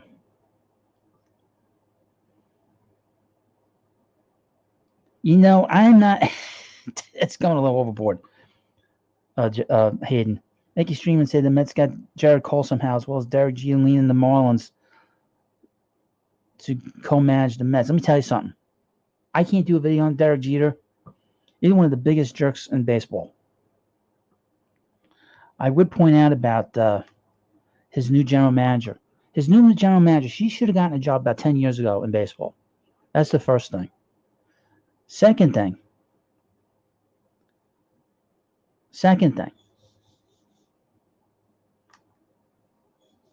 Sorry, Gio. Goodbye. Timed out again. He just wants to be timed out. Derek Jeter is one of the biggest jerks in baseball, like I said. But he hired Kim Nang, who should have gotten a job in baseball 10 years ago because of her qualifications. She's in her 50s, and I'm not saying anything negative about her age, but she should have gotten a job 10 years ago in 2010. I know she had interviews, but she should have gotten a job. That's the first thing. Second thing, he had a general manager and a guy that was running the team, and Michael Hill. He didn't want to pay Michael Hill. And Michael Hill left. He was up for the Mets job. And unfortunately, Kim got the job. Is Kim being paid her fair share? Is she being paid for the level of her experience of being in baseball for 30 years? I don't think so. So he's cheap. We've seen this with Derek Jeter. He is a cheap bastard. Excuse my language. I don't curse in my live streams, but he's a cheap bastard. Okay? He's running that team into the ground, bringing in all these young players. Now, they made postseason this past year, but that's after 60 games. And he's got a good manager, which he inherited, by the way. But I would point out, I guarantee he's not paying her like the Mets are paying Jared Porter, or he was paying Michael Hill. I guarantee he's paying her less, a lot. My voice is starting to go. A lot less. All right. Hold on a second, folks. I'll be right back.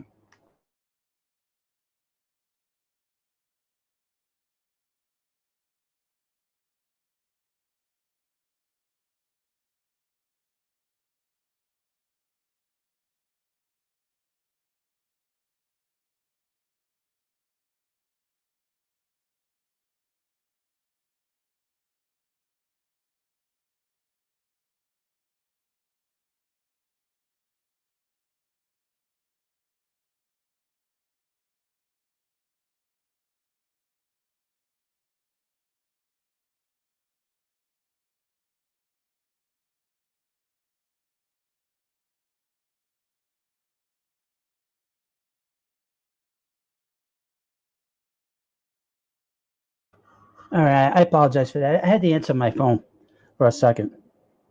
Let me catch up with the chat here. I apologize for that little interruption.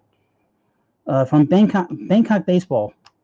He's another great subscriber from my other channel. Glad to have him here. What do you expect from a former Yankee? Which Yankee are you talking about? Which Yankee? Man, this is part of what's going on here.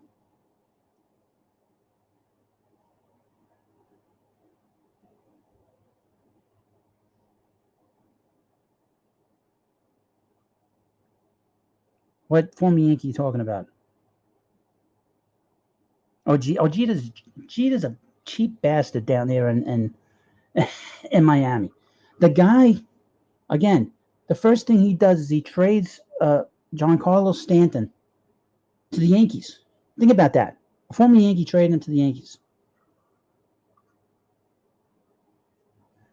You call him, what the hell is this? You call me Derek Jeter jerk. Look in the mirror. I don't know what the hell that is. But Ashley Porus. Hey, I'm new. Okay, hello. I was hoping to end the stream. I guess we'll end the stream in a few minutes, I guess. The stream's gone on a lot longer. It's been a very good live stream, Bangkok. You missed a lot. I had to send some people off to the Phantom Zone. I had to send a whole bunch of people to the Phantom Zone. You missed it. I didn't want to. They made me do it. They couldn't help themselves. Kept repeating themselves.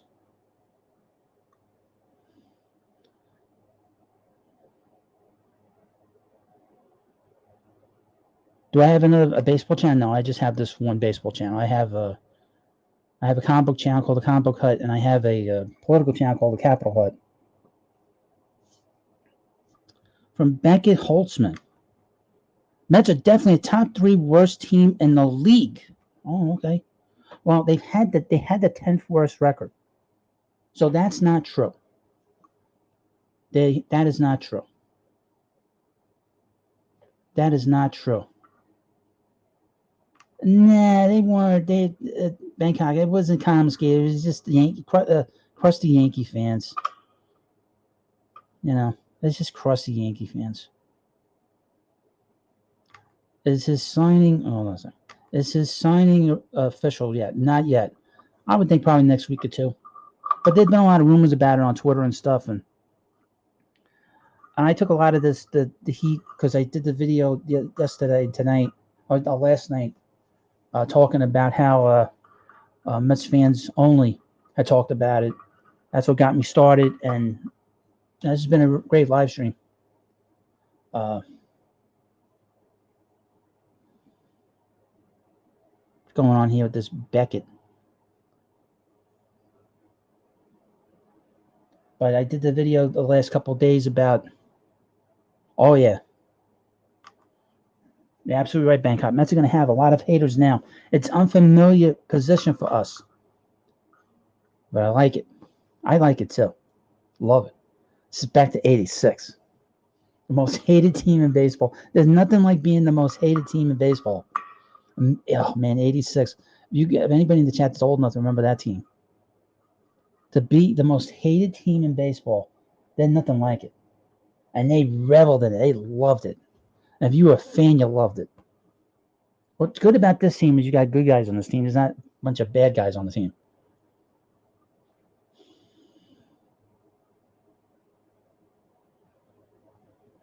All right. Skadoosh. That's not a bad idea, Eddie. I want to keep them in his mustache day at City Field. You know, that's a great idea.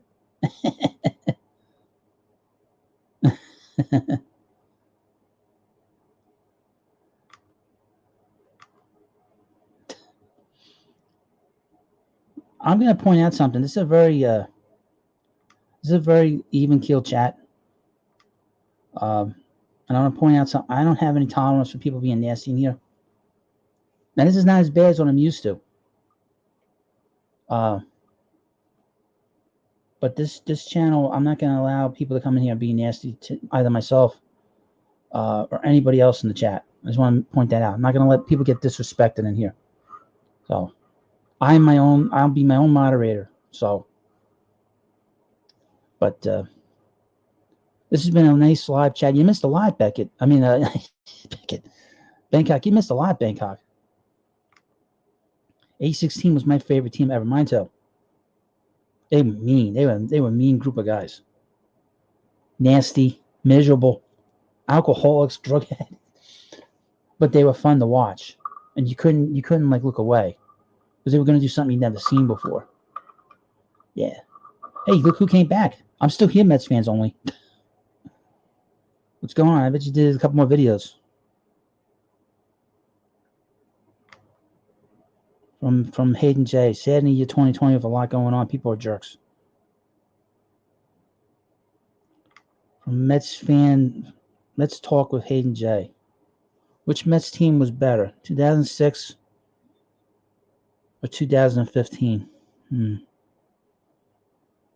It's interesting. They're different teams, they won differently. 2015 had better pitching. They went further.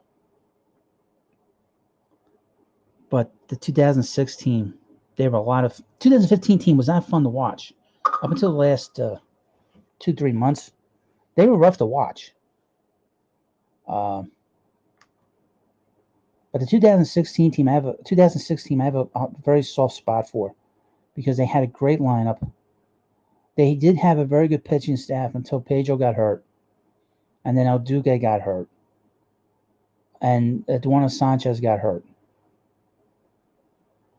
and it was such a disappointment that they didn't win because they were the best team in baseball.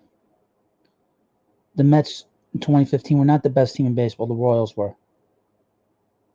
And when the Mets lost, and they still had a chance to win in 2006, what hurt them was that Billy Wagner had a bad postseason.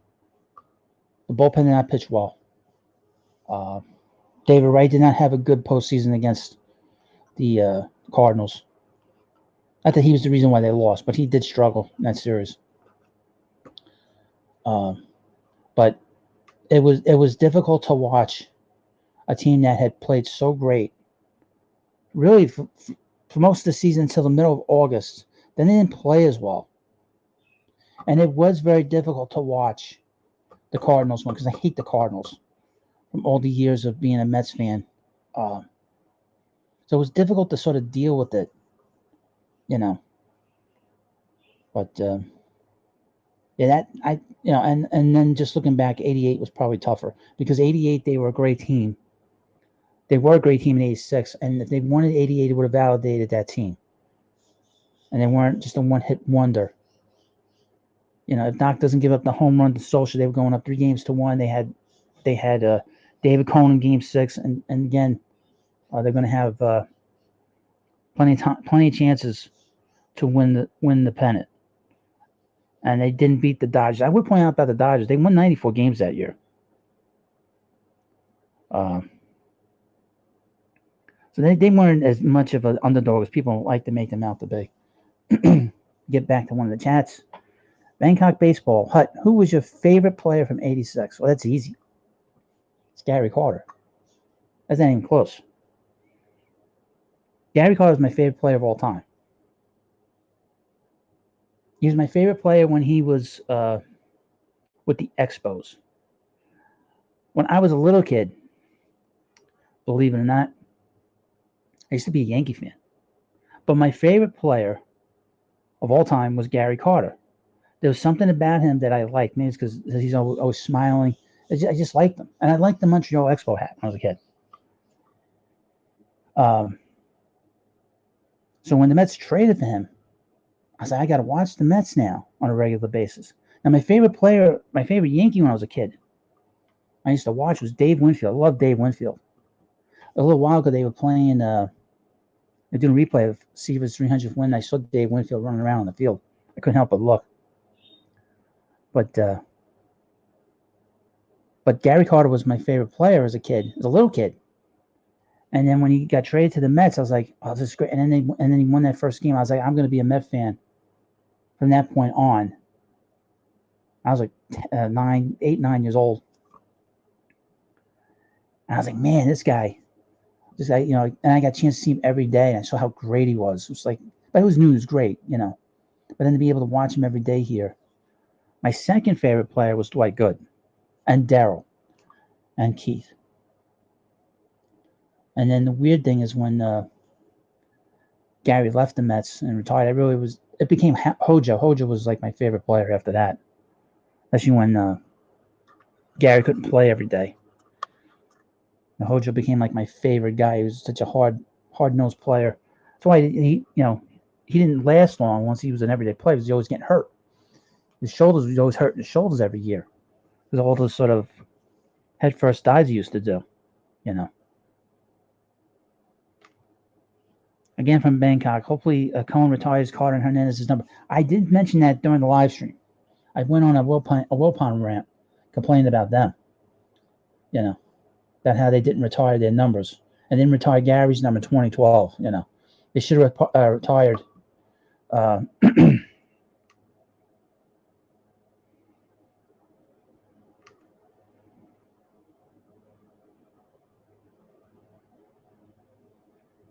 yeah.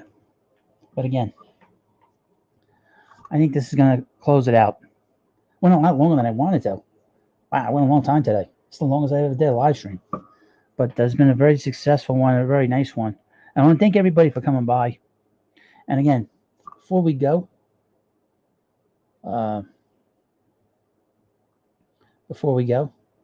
please subscribe to this channel. Please like this live stream. And let me see how many likes I got in here. 81 likes. It's pretty good. I lost a dislike. So I must have gotten one of these alternate accounts and threw him out of here. You must have deleted his account. Oh, well. Thank you for coming by. Thank you for subbing. I appreciate it. We're going to have a live stream here every Saturday night. Why, thank you. I thank you for disliking it. You're very angry. Very angry. No reason to be.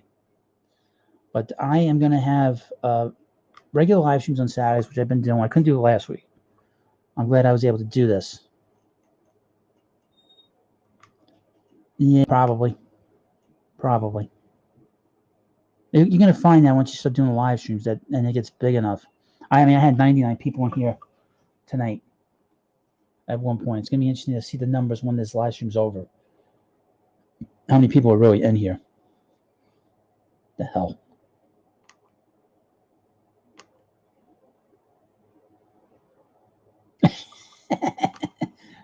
And you might be right. It's the same guy. I think I have a pretty good idea. It's probably the same like idiotic stalker that's been stalking me for 2 years who's got nothing better to do, and when I confront him face to face, he backs down like a little baby and complains that he didn't do anything. I have an idea who that is. Oh, he's gone. He's sent off to the Phantom Zone for the millionth time. From Jason Kimball. When do you expect other big name free agents to sign? We'll see what happens with the Mets this week. This was a big rumor that had to be talked about. Probably after the new year, I would think. I would think that Springer will be signed after the new year. I am the people's champion. Don't forget that. I don't play games here. Well, I want to thank you all for coming by. Please subscribe to the Baseball Hut. Please, I beg of you, tell your friends about this channel. And there'll be more content tomorrow. There will be no content after this tonight. I'm going to sort of take a break tonight. Oh, another dislike. Thank you. I appreciate it. I really do. You enjoy your Saturday. I want to thank you all for coming by. Have a good night.